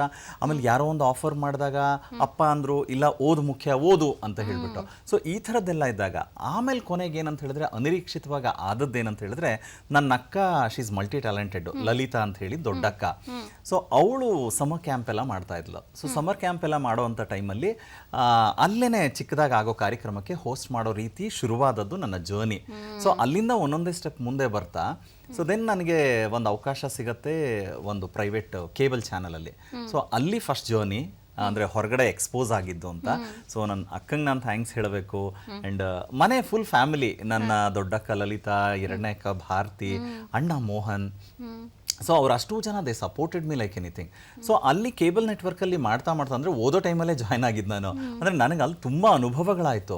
ಅಂದರೆ ನಾನೇ ಸ್ಕ್ರಿಪ್ಟ್ ಮಾಡ್ಕೊಳ್ಳೋದು, ನಾನೇ ಆ್ಯಂಕರಿಂಗ್ ಮಾಡೋದು, ನಾನೇ ಎಡಿಟಿಂಗಲ್ಲಿ ಕೂತ್ಕೊಳ್ಳೋದು. ಓದ್ತಾ ಇದ್ರೆ ಕನ್ನಡ ಪುಸ್ತಕಗಳನ್ನೆಲ್ಲ ಭಾಷೆ ಸ್ಪಷ್ಟತೆ ಅನ್ನುವಂಥದ್ದು, ಈ ಡಿಕ್ಷನ್ ಅನ್ನುವಂಥದ್ದು ಆಂಕರ್ಸ್ಗೆ ಇರಬೇಕಾಗಿರುವಂಥ ಕ್ವಾಲಿಟೀಸ್ ಅಂತ ಬಂದಾಗ ನಾನು ಕಲ್ತ್ಕೊಂಡಿರೋದೇನು ಅಂತಂದರೆ ಡಿಕ್ಷನ್ ಚೆನ್ನಾಗಿರಬೇಕು, ಭಾಷೆ ಚೆನ್ನಾಗಿರಬೇಕು. ಅದರಲ್ಲೂ ನಮ್ಮ ಕನ್ನಡ ಭಾಷೆ ಎಷ್ಟು ಸುಂದರವೋ, ಕನ್ನಡ ಭಾಷೆ ಆಭಾಸ ಮಾಡಿಬಿಟ್ರೆ ಕೇಳೋದಕ್ಕೆ ಅಷ್ಟೇ ಕ್ಲಿಷ್ಟವಾಗಿರುತ್ತೆ. ಸೊ ಹಾಗಾಗಿ ಡಿಕ್ಷನ್ ತುಂಬಾನೇ ಇಂಪಾರ್ಟೆಂಟ್. ಹೇಗೆ ನೀವು ಕನ್ನಡ ಡಿಕ್ಷನ್ ಮನದಟ್ಟು ಮಾಡ್ಕೊಂಡಿದ್ದು? ಅಲ್ಲ, ಒಂದು ನಾನು ತುಂಬಾ ಹೆಮ್ಮೆಯಿಂದ ಹೇಳ್ಕೊಳ್ಳೋದು ನಾನೊಬ್ಬ ಕನ್ನಡಿಗ ಅಂತ. ನನಗೆ ಹಾಗಾಗಿ ಆರಂಭದಿಂದಲೂ ಅದರ ಬಗ್ಗೆ ತುಂಬಾ ಅಂದ್ರೆ ತುಂಬಾ ಆಸಕ್ತಿ. ಜೊತೆಗೆ ನಾನು ಈ ಕ್ಷೇತ್ರಕ್ಕೆ ಬಂದ ಮೇಲೆ ನಾನು ನನ್ನನ್ನು ನಿದ್ದೆನಲ್ಲಿ ಎದ್ದೇಳಿಸಿದ್ರು ಕೂಡ ಆ ಒಂದು ಪದವೋ ಒಂದು ಅಕ್ಷರದ ಪ್ರೊನೌನ್ಸಿಯೇಷನ್ ಏನಿದೆಯಲ್ಲ ಅದು ಎಕ್ಸಾಕ್ಟ್ ಪ್ರೊನೌನ್ಸ್ ಮಾಡಬೇಕು ಅಂತ ಅದನ್ನ ನಾನು ತುಂಬಾ ಸೂಕ್ಷ್ಮವಾಗಿ ಗಮನಿಸ್ತಾ. ಒಂದ್ ರೀತಿ ಗಿಫ್ಟ್, ಅಪ್ಪ ಅಮ್ಮಂಗೆ ಥ್ಯಾಂಕ್ಸ್ ಹೇಳ್ಬೇಕು ನಾನು. ಸೊ ಮತ್ತೆ ಅದನ್ನ ನಾನು ಇನ್ನೊಂದಷ್ಟು ಅದನ್ನ ಇಂಪ್ರೂವೈಸ್ ಮಾಡ್ಕೊಳ್ತಾ ಬಂದೆ. ಹಾಗಾಗಿ ಅಂದ್ರೆ ಒಂದು ಭಾಷೆನ ನೀನು ಹೇಗೆ ಬಳಸ್ತೀಯ, ಭಾಷೆ ಮೂಲಕ ಬೇರೆಯವರು ನಿನ್ನನ್ನು ಇಷ್ಟಪಡೋ ರೀತಿನಲ್ಲಿ ಆಗಬೇಕಿದೆಯಲ್ಲ. ಯಾಕಂದ್ರೆ ತುಂಬಾ ಜನ ನಾನು ನಿರೂಪಣೆ ಮಾಡಕ್ ಹೋದಾಗೆಲ್ಲ ಕೇಳೋರು ಅದೇನೆ, ಸರ್ ನಾವು ನಮ್ದು ಮಾತೃಭಾಷೆ ಕನ್ನಡನೇ, ಆದ್ರೆ ನೀವು ಅದಕ್ಕೋಸ್ಕರ ಏನಾದ್ರು ಕೋರ್ಸ್ ಮಾಡಿದೀರಾ ಅಂತ. ನಾನಂದೆ ರೀ, ನನ್ನ ಮಾತೃಭಾಷೆ ಅಂತ ಹೇಳಿದಾಗ ನಾನು ಕೋರ್ಸ್ ಅದನ್ನ ಮಾಡೋ ಅವಶ್ಯಕತೆ ಯಾಕೆ ಇಲ್ಲ ಅಲ್ವಾ? ನಾಭಿಯಿಂದ ಮತ್ತೆ ನಾನು ಅದನ್ನ ಸರಿಯಾಗಿ ಉಚ್ಚಾರಣೆ ಮಾಡಿದ್ರೆ ತುಂಬಾ ಸೊಗಸನ್ನುತ್ತೆ ಅಂತ. ಸೊ ಹಾಗೆ ನಾನು ನನ್ನ ಭಾಷೆ ಬಗ್ಗೆ ನೀವು ಓದು ಅಂತ ಕೇಳಿದ್ರೆ actually I am A very bad reader. ನಾನು ಪುಸ್ತಕಗಳಾಗ್ಲಿ ಪೇಪರ್ ಆಗ್ಲಿ ಓದೋದು ಹೇಗೆ ಗೊತ್ತಾ, ನನಗೆ ಇಂಟ್ರೆಸ್ಟ್ ಇರುವಂತ ಸಬ್ಜೆಕ್ಟ್ಗಳಿದ್ರೆ ಅದನ್ನ ತುಂಬಾ ಚೆನ್ನಾಗಿ ಓದ್ತೀನಿ. ಅಂಡ್ ನೀವು ನನಗೆ ನಾಳೆ ಒಂದು ಕಾರ್ಯಕ್ರಮ ಇದೆ, ಈ ಕಾರ್ಯಕ್ರಮಕ್ಕೆ ಪ್ರಿಪೇರ್ ಆಗಬೇಕಾಗಿರೋ ಒಂದು 500 ಪುಟದ ಪುಸ್ತಕ ಇದೆ ಅಂತ ಹೇಳಿದ್ರೆ ನಾನು ಒಂದು ರಾತ್ರಿಯಲ್ಲಿ ಕೂತ್ಕೊಂಡು ಓದ್ತೀನಿ, ಅದನ್ನ ಪ್ರಿಪೇರ್ ಆಗ್ತೀನಿ. ಆದ್ರೆ ನಿಜವಾಗ್ಲೂ ನೀನು ಓದು ಅಂತ ಹೇಳಿದ್ರೆ ಓದಲ್ಲ ಅದು. ಸೊ ಅದು ಗೊತ್ತಿಲ್ಲ ನನಗೆ, ಅಂದ್ರೆ ಅದೇ ಥರನೇ ಬಂದ್ಬಿಟ್ಟಿದೆ ಮುಂಚೆಯಿಂದ. ಅಪ್ಪ ಅದಕ್ಕೆ ಎಷ್ಟೊಂದ್ಸಲ ಹೇಳ್ತಾ ಇರ್ತಾರೆ, ನೋಡು ಪೇಪರು ಬುಕ್ಸು ಎಲ್ಲ ಮನೇಲಿರುತ್ತೆ, ಓದೋದೇ ಇಲ್ಲ ಕೂತ್ಕೊಂಡು ಅಂತ ಬೈತಾರೆ, ಬೈಸ್ಕೊಳ್ತೀನಿ. ಬಟ್ ಆದ್ರೂ ನಾನು ಎಲ್ಲೂ ನನ್ನ ನಿರೂಪಣಾ ಕ್ಷೇತ್ರದಲ್ಲಿ ನಾನು ಯಾವುದೇ ಕೆಲಸ ಮಾಡೋಕ್ಕೆ ಯಾವುದೇ ವೇದಿಕೆಗೆ ಹೋದರೂ ಕೂಡ ಅದನ್ನು ನಾನು ಮರ್ತಿಲ್ಲ. Hard work and home work ಎರಡೂ ಜೊತೆನಲ್ಲಿದೆ. ಹಾಗಾಗಿ ಭಾಷೆ ಜೊತೆಗೆ, ಯಾಕೆಂದರೆ ನಾನು ಅಲ್ಲಿಂದ ಒಂದು ಸ್ಯಾಟಲೈಟ್ ಚಾನಲ್ ಖಾಸಗಿ ವಾಹಿನಿಗೆ ಒಬ್ಬ ವಾರ್ತಾವಾಚಕನಾಗಿ ಆಯ್ಕೆಯಾಗಿ ಹೋಗ್ತೀನಿ. ನನಗೆ ಅದು ಇನ್ನೊಂಥರ ಹೊಸ ಪ್ರಪಂಚ ಶುರುವಾಗೋಯ್ತು. ಅಲ್ಲಿಂದ ನನ್ನನ್ನು ಗುರ್ತಿಸೋದು ರೀತಿ ಇರ್ಬೋದು. ಆಮೇಲೆ ಒಬ್ಬ ವಾರ್ತಾವಾಚಕ ಅಂತ ಹೇಳಿದ್ರೆ ಅಲ್ಲಿ ಇನ್ನೂ ಜವಾಬ್ದಾರಿ ಜಾಸ್ತಿ. ಅಂದರೆ ಭಾಷೆನ ಎಕ್ಸಿಕ್ಯೂಟ್ ಮಾಡೋ ರೀತಿ ಇರುತ್ತಲ್ಲ, ಹೌದು. ಅಂಡ್ ಬುಕಿಶ್ ಅಲ್ಲಿ ನಾವು ಎಕ್ಸಿಕ್ಯೂಟ್ ಮಾಡಬೇಕಾದ್ರೆ ಅದಕ್ಕೆ ಆದಂತ ಒಂದು ಬೇರೆ ಆಯಾಮಗಳಿದೆ. ಸೊ ಹಾಗಾಗಿ ನಾನು ಅಲ್ಲಿ ಕಲ್ತದ್ದು ಒಂದಷ್ಟಿದೆಯಲ್ಲ, ಅದಾದ್ಮೇಲಿಂದ ನೋಡಿ ಅಲ್ಲಿಂದ ಹೊರಗಡೆಗೆ ಬಂದ್ಮೇಲೆ ಬೇರೆ ಬೇರೆ ಖಾಸಗಿ ವಾಹಿನಿಗಳಲ್ಲಿ ತುಂಬಾ ಆಫರ್ಸ್ ಬಂತು. ಅದೆಲ್ಲ ಅಲ್ಲಿಂದ ಬಂದು ನೆಕ್ಸ್ಟ್ ನಾನು ದೂರದರ್ಶನ ಚಂದನ ವಾಹಿನಿಗೆ ಬಂದದ್ದು. ಅಂದ್ರೆ ಪ್ರೆಸಿಡೆಂಟ್ ಆಫ್ ಇಂಡಿಯಾ ಇದ್ದಂತಹ ವೇದಿಕೆ ಬಗ್ಗೆ ಎಕ್ಸ್ಪೀರಿಯನ್ಸ್ ಶೇರ್ ಮಾಡಬೇಕಾಗಿತ್ತು. ಅದು ಹೇಳ್ತೀನಿ. ನಂಗೆ ಏನಂತ ಹೇಳಿದ್ರೆ ಯಾವತ್ತೂ ವೇದಿಕೆ ಅಂತ ಹೇಳಿದಾಗ ನನ್ನನ್ನ ಯಾವ ಕಾರ್ಯಕ್ರಮಕ್ಕೆ ಕರೆದ್ರೂ ನಾನು ಹೋಗ್ತಾ ಇದ್ದೆ. ಈಗ ಕೆಲವು ನಿರೂಪಕರಿಗೆ ಏನಾಗುತ್ತೆ, ಒಂದು ಸೀಮಿತವಾಗಿರುತ್ತೆ. ಅಂದ್ರೆ ನಾನೊಂದು ಸಿನಿಮಾ ಬೇಸ್ಡ್ ಮಾತ್ರ ಮಾಡ್ತೀನಿ, ಅಥವಾ ರಾಜಕೀಯವಾದದ್ದು ಮಾತ್ರ ಮಾಡ್ತೀನಿ, ಅಥವಾ ಆಧ್ಯಾತ್ಮಿಕ ಧಾರ್ಮಿಕವಾದದ್ದು ಮಾಡ್ತೀನಿ, ಅಥವಾ ಕಾಲೇಜಸ್ಸು ಫಂಕಿ ಆಗಿರೋದು ಅಂತ. ಬಟ್ ನಂದೇನಿತ್ತು ಅಂತ ಹೇಳಿದ್ರೆ, ಒಬ್ಬ ನಿರೂಪಕ ಅಂತ ಹೇಳಿದ್ರೆ ಕಲಾವಿದಂತರ, ಈಗ ಆರ್ಟಿಸ್ಟ್ ಅಂದ ತಕ್ಷಣ ಅಂದ್ರೆ ನಿನಗೆ ಯಾವ ಪಾತ್ರ ಕೊಟ್ಟರು ಮಾಡ್ಬೇಕು ಅಂತ. ಸೊ ನಾನು ಹಾಗೆ ಅನ್ಕೊಂಡಿದ್ದು. ಅವಾಗ ನಾನು ಆಯ್ಕೆ ಮಾಡ್ಕೊಂಡಿದ್ದ ಆ ರೀತಿನಲ್ಲಿ ನಿಜವಾಗ್ಲೂ ನನಗೆ ಎಷ್ಟೊಂದು ಪ್ರಥಮಗಳು ಸಿಗೋ ತರ ಆಗೋಯ್ತು. ಸೊ ನಾನು I am a big fan of APJ. ನಾನು ವೇದಿಕೆನಲ್ಲಿ ನಿಂತಾಗ ತುಂಬಾ ಸಲ ಅವ್ರ ಕೋಟಿಂಗ್ಸ್ ಹೇಳ್ತಾ ಇರ್ತೀನಿ. ಅಂದ್ರೆ dream a dream which doesn't lead us to sleep ಅಂತ. ಸೊ ಅಂತ ಕನಸು ಕಾಣ್ತಾ ಇದ್ದವನು. ಆಗ ನನಗೆ ಸಿಕ್ಕಂತ ಅವಕಾಶಗಳು ಅಂತ ಹೇಳಿದ್ರೆ, ಬೀದರ್ನಲ್ಲಿ 1 ಅವರಲ್ಲಿ 2 ಶೋ ಇತ್ತು. ಸೊ ನೋಡಿ ಅದೇ ಫೋಟೋಸು, ಒಂದು ಆಪ್ತವಾಗಿ ಮಾತಾಡುವಂತ ಅವಕಾಶ ಸಿಕ್ಕಿದ್ದು. ಸೊ ಆ ಶೋನಲ್ಲಿ ಏನಾಯ್ತು ಅಂತ ಹೇಳಿದ್ರೆ, ಬ್ಯಾಕ್ ಟು ಬ್ಯಾಕ್ 1 ಅವರಲ್ಲಿ 2 ಶೋ ಇತ್ತ. 2ನೇ ಶೋಗೆ ಹೋಗಿದ್ದೀವಿ. 2ನೇ ಶೋನಲ್ಲಿ ನಿಂತ್ಕೊಂಡು ಅಲ್ಲಿ ಏನಂದ್ರೆ ಪ್ರೋಟೋಕಾಲ್ ಇರುತ್ತಲ್ವಾ. ಸೊ ಪ್ರೋಟೋಕಾಲ್ ಅಲ್ಲಿ ಏನಂದ್ರೆ ನಂದೊಂದು ಇಂಟ್ರಡಕ್ಷನ್ ಕೊಡ್ತೀನಿ, DC ಒಂದು ವೆಲ್ಕಮ್ ಮಾಡ್ತಾರೆ. ಅದಾದ್ಮೇಲೆ APJ ಸರ್ ಆಡಿಯನ್ಸ್ ಅನ್ನ ಅಥವಾ ಸ್ಟೂಡೆಂಟ್ಸ್ನ ಉದ್ದೇಶಿಸಿ ಮಾತಾಡೋ ಥರ ಇತ್ತು. ನಾನು ನೆಕ್ಸ್ಟ್ ಅವ್ರದ್ದು ಸರ್ ಯು ಹ್ಯಾವ್ ಟು ಅಂದ್ರೆ ಅವ್ರದ್ದೆಲ್ಲ ಒಂದು ಸ್ಪೀಟ್ಗೆ ಕೊಟ್ಬಿಟ್ಟು sir you have to address the gather ಅಂತ ಹೇಳಿದೆ. ಅವ್ರು ಹಿಂಗೆ ಎದ್ದು ನಿಂತವರು ಹಿಂಗಂದ್ರು. ನನಗೆ ಕೈ ಕಾಲೆಲ್ಲ ನಡ್ಗಕ್ಕೆ ಶುರುವಾಗೋಯ್ತು. ಅಂದ್ರೆ ಬಿಕಾಸ್ ಅಂಥ ಲೆಜೆಂಡ್ರಿ ಕರೀತಾ ಇದ್ದಾರೆ ಅಂದ್ರೆ ನಾನು ಏನೋ ತಪ್ಪು ಮಾಡಿದ್ನಾ ಏನೋ ಅಂತ ಅಂದ್ಬಿಟ್ಟು. ಆಮೇಲೆ DC ವಾಟ್ ಹ್ಯಾಪನ್ ಶ್ರೀನಿವಾಸ್ ಅಂತ ಅಂದ್ರು. Sir I don't know sir, he's calling. Okay go. ಅವ್ರ ಹತ್ರ ಹೋದೆ. Sir yeah tell me sir ಅಂತ ಅಂದೆ. ವಾಟ್ಸ್ ಯುವರ್ ನೇಮ್ ಅಂತಂದ್ರು. ನಾನು ಐ ಆಮ್ ಶ್ರೀನಿವಾಸ್ ಸರ್ ಅಂದೆ. You are a nice boy ಅಂತ ಹೇಳಿ ದೆನ್ ಹಿ ಸ್ಟಾರ್ಟೆಡ್ ಅಡ್ರೆಸ್ಸಿಂಗ್. ಗೊತ್ತಾ, ನನಗೆ ಇಯರ್ ಅಂದರೆ ಅವ್ರು ತೀರ್ಕೊಳ್ಳೋಕ್ಕಿಂತ ಒಂದು 6 ತಿಂಗಳು 7 ತಿಂಗಳು ಮುಂಚೆ ಅದು. ಸೊ ನನಗೆ ಅದೇ ಆ ಲೈಫ್ ಟೈಮಿನ ಮೆಮರಿ ಇದೆಯಲ್ಲ, ನನಗದು ಮರೆಯೋಕ್ಕೆ ಸಾಧ್ಯನೇ ಇಲ್ಲ. ಆ್ಯಂಡ್ ಅದು ಅವರ ಆಪ್ತತೆ ಇದೆಯಲ್ಲ, ಸೊ ನಿಜವಾಗ್ಲೂ ಸೋ ಹ್ಯಾಪಿ. ಆ್ಯಂಡ್ ನನ್ನ ಅದೃಷ್ಟ ಏನಂತ ಹೇಳಿದ್ರೆ, ನನಗೆ ಮಾತ್ರ ಫೋಟೋ ಸಿಕ್ಕಿದ್ದು ಆ್ಯಂಡ್ ನನಗೆ ಮಾತ್ರ ಎಕ್ಸ್ಕ್ಲೂಸಿವ್ ಆಗಿ ಆಟೋಗ್ರಾಫ್ ಹಾಕ್ಕೊಟ್ರು. ಸೊ ಅದು ಮರೆಯೋಕ್ಕೆ ಸಾಧ್ಯನೇ ಇಲ್ಲ. ಅಂದರೆ ಎಲ್ಲ ನಿರೂಪಕರಿಗೂ ಒಂದಲ್ಲ ಒಂದು ರೀತಿಯ ಆಸೆಗಳು, ಜವಾಬ್ದಾರಿಗಳು ಎಲ್ಲ ಇರುತ್ತೆ. ಬಟ್ ಎಷ್ಟರ ಮಟ್ಟಿಗೆ ಸಕ್ಸೀಡ್ ಆಗ್ತೀರಾ ಅನ್ನೋದು ತುಂಬ ಮುಖ್ಯ. ಹಾಗಾಗಿ ನನಗೆ ಒಂದು ಕಡೆ ನಾವು ನಿರೂಪಕರು ಯೋಚನೆ ಮಾಡೋ ಹಾಗೆ anchoring profession it self is a thankless job ಅಂತ. ಇನ್ನೊಂದು ಕಡೆ ಈ ಥರದ್ದೆಲ್ಲ ಆಪರ್ಚುನಿಟಿಗಳು ಸಿಕ್ಕಿದಾಗ ವಿ ಆರ್ ಸೋ ಬ್ಲೆಸ್ಡ್ ಅಂತ. ಬಿಕಾಸ್ ಏನೇನು ಕಲ್ತ್ರಿ ನೀವು ಈ ಒಂದು 25 ಇಯರ್ಸ್ ಜರ್ನಿನಲ್ಲಿ? ಕಲೆಯ ಬೇರೆ ವಿಭಾಗಗಳನ್ನ ಬಿಟ್ಟು ನಿರೂಪಣೆ ಅಂತ ಮಾಡಿದಾಗ ಸಾವಿರಾರು ಜನ ಪ್ರೇಕ್ಷಕರನ್ನ ನೋಡಿದ್ದೀರಿ, ಹಲವಾರು ಬಗೆಯ ಆಡಿಯನ್ಸ್ ನೋಡಿದ್ದೀರಿ, ಬೇರೆ ಬೇರೆ ರೀತಿ ವೇದಿಕೆಗಳನ್ನ ಹತ್ತಿದ್ದೀರಿ. ಈ ಮಧ್ಯೆ ಒಬ್ಬ ನಿರೂಪಕ ಅಂತ ಅಂದ್ರೆ ಏನೇನಿರಬೇಕು ಕ್ವಾಲಿಟೀಸ್ ಅಂತ ಕಲ್ತ್ಕೊಂಡಿದ್ದೀರಿ. ಸೊ ನೀವು ಈ ಒಂದು ಆಂಕರಿಂಗ್ ಜರ್ನಿನಲ್ಲಿ ನಿಮಗೆ ಕಲಿಸ್ಕೊಟ್ಟಂಥ ಜೀವನದ ಪಾಠಗಳೇನೇನು, ಆ್ಯಂಡ್ ನೀವು ನಿಮ್ಮ ಪ್ರಕಾರ ಆಂಕರ್ ಅಂದ್ರೆ ಹಿಂಗಿರ್ಬೇಕಪ್ಪ ಅಂತ ಇದ್ದಂಥ ಒಂದಷ್ಟು ಕ್ವಾಲಿಟೀಸ್ನ ಆಯ್ಕೆ ಮಾಡೋದಾದ್ರೆ ಯಾವ್ದು? ತುಂಬಾ ವಿಚಾರಗಳಿದೆ. ನಾನಂತೂ ವೈಯಕ್ತಿಕವಾಗಿ ಕಲ್ತಿದ್ದು, ನಾನು ಬೇರೆ ಯಾರನ್ನೂ ಅಡ್ರೆಸ್ ಮಾಡಿ ಮಾತಾಡೋದಿಲ್ಲ. ಅಂಡ್ ನಿರೂಪಣೆ ಅಂತ ಹೇಳಿದಾಗ ನನಗೆ ನನ್ನ ಪ್ರಕಾರ ನಾನಂತ ಹಾಕೊಂಡಂತ ನನಗೆ ಆಯಾಮಗಳಲ್ಲಿ ಟಿಪ್ಸ್ ಕೊಡ್ತಾ ಇದ್ದೀರಾ ಅಂತ ಅನ್ಕೊಳ್ಳಿ. ಇಲ್ಲ ಎಲ್ರಿಗೂ ಕೊಡೋದಲ್ವಾ ಅಂತ ಅಲ್ಲ, ಆಕ್ಚುಲಿ ಇವಾಗ ಇದು ಇಂಟರ್ವ್ಯೂಗಿಂತ ಆಂಕರಿಂಗ್ ಕ್ಲಾಸಸ್ ಆಗೋಗ್ತಾ ಇದೆ. ಬಟ್ ಇರ್ಲಿ, ಆಸಕ್ತಿ ಇರೋರು ಖಂಡಿತ ತಿಳ್ಕೊಳ್ಬೋದು. ಮೊದಲಿಗೆ ಭಾಷೆ, ಅವಾಗಲೇ ನೀವು ಮಾತಾಡ್ತಾ ಹೇಳ್ತಿದ್ರಲ್ಲ, ಭಾಷೆನ ಪ್ರಯೋಗ ಮಾಡೋದು, ಅದರ ಡಿಕ್ಷನ್ ಇದೆಯಲ್ಲ, ಮತ್ತೆ ತಿರ್ಗಾ ನಾವು ಅದನ್ನ ಹೇಗೆ ಎಕ್ಸಿಕ್ಯೂಟ್ ಮಾಡ್ತೀವಿ ಅಂತ. ನಾವು ಯಾವುದೋ ಒಂದು ಕಾರ್ಯಕ್ರಮ ತುಂಬ ಜೋವಿಯಲ್ ಆಗಿರೋ ಕಾರ್ಯಕ್ರಮದಲ್ಲಿ ಹೋಗ್ಬಿಟ್ಟು ಸೊ ನಾವು ಇವತ್ತಿನ ಕಾರ್ಯಕ್ರಮ ಹೇಗೆ ಶುರು ಮಾಡ್ತಾ ಇದ್ದೀವಿ ಅಂತ ಅಂದ್ರೆ ಹೆಂಗಿರುತ್ತೆ, ಎಸ್ ಇವತ್ತಿನ ಕಾರ್ಯಕ್ರಮ ಹೀಗೆ ಶುರು ಮಾಡ್ತಾ ಇದ್ದೀವಿ ಅಂದಾಗಿರೋ ಜೋಶ್ ಏನಿದೆಯಲ್ಲ. ಸೊ ಈ ವಿಚಾರಗಳನ್ನ ಆಮೇಲೆ ಮತ್ತೆ ಸಮಯೋಚಿತವಾಗಿ ನಿಮ್ಮನ್ನ ನೀವು ಬದಲಾಯಿಸ್ಕೊಳ್ಳೋದಿದೆಯಲ್ಲ, ಅದು ಒಂದು. ಮತ್ತೆ ನಾವು ಏನೋ ಹೋಮ್ವರ್ಕ್ ಮಾಡಿದೀವಿ ಅಂತ ಬರೋದನ್ನೆಲ್ಲ ಮಾತಾಡ್ತಾ ನಿಲ್ಲೋದಲ್ಲ, no, it is not that. ಇಂಥ ಎಲಿಮೆಂಟ್ಸ್ನ ನಾನು ಫಸ್ಟ್ ತಿಳ್ಕೊಳಕ್ ಶುರು ಮಾಡಿದ್ದು. ಆಮೇಲೆ ಒಬ್ಬ ವ್ಯಕ್ತಿ ವೇದಿಕೆಗೆ ಬರ್ತಾ ಇದ್ದಾರೆ ಅಂದಾಗ ಅವರು ಯಾವ ಹಿನ್ನೆಲೆಯವರು ಅಂತ ನೋಡಿ ಅವ್ರನ್ನ ಸಂಬೋಧಿಸೋದು, ಅಂದ್ರೆ ಅವರನ್ನ ಘನತೆಯಿಂದ ಕರೆಯುವಂಥದ್ದು. ಸೊ ನಾವು CM ಬಂದಾಗ ಹೇಗೆ ಕರಿಬೇಕು, PM ಬಂದಾಗ ಹೇಗೆ ಕರಿಬೇಕು, ಒಬ್ಬರು ವಿದ್ವಾಂಸರು ಬಂದಾಗ ಹೇಗೆ ಕರಿಬೇಕು, ಈ ಥರದ್ದೆಲ್ಲ ತುಂಬ ಎಲಿಮೆಂಟ್ಸ್ ಇದೆ. ಅದೇ ಯಾರೋ ಒಬ್ಬರು ಸಂಸ್ಕೃತ ವಿದ್ವಾಂಸರು ಅಥವಾ ಇನ್ಯಾರೋ ಆಗಮಿತ ಪಂಡಿತರು ಬಂದರು ಅಂದರೆ ಅವ್ರನ್ನ ಕರೆಯೋದೇ ಬೇರೆ ರೀತಿ ಇದೆ. ಹಾಗೆ ಒಂದೊಂದನ್ನು ನಾನು ತಿಳಿತಾ ಹೋದದ್ದು. ಆಮೇಲೆ ನಿಮ್ಮ ಬರೀ ಎಕ್ಸಿಕ್ಯೂಷನ್ ಆಫ್ ನಿಮ್ಮ ಪ್ರೊನೌನ್ಸಿಯೇಷನ್ನು ಅಥವಾ ಭಾಷೆಯೋ ಅಥವಾ ನಿರೂಪಣೆ ಮಾತ್ರ ಅಲ್ಲ, ನಿಮ್ಮ ಅಟೈರ್ ಕೂಡ ಕೌಂಟ್ ಆಗುತ್ತೆ.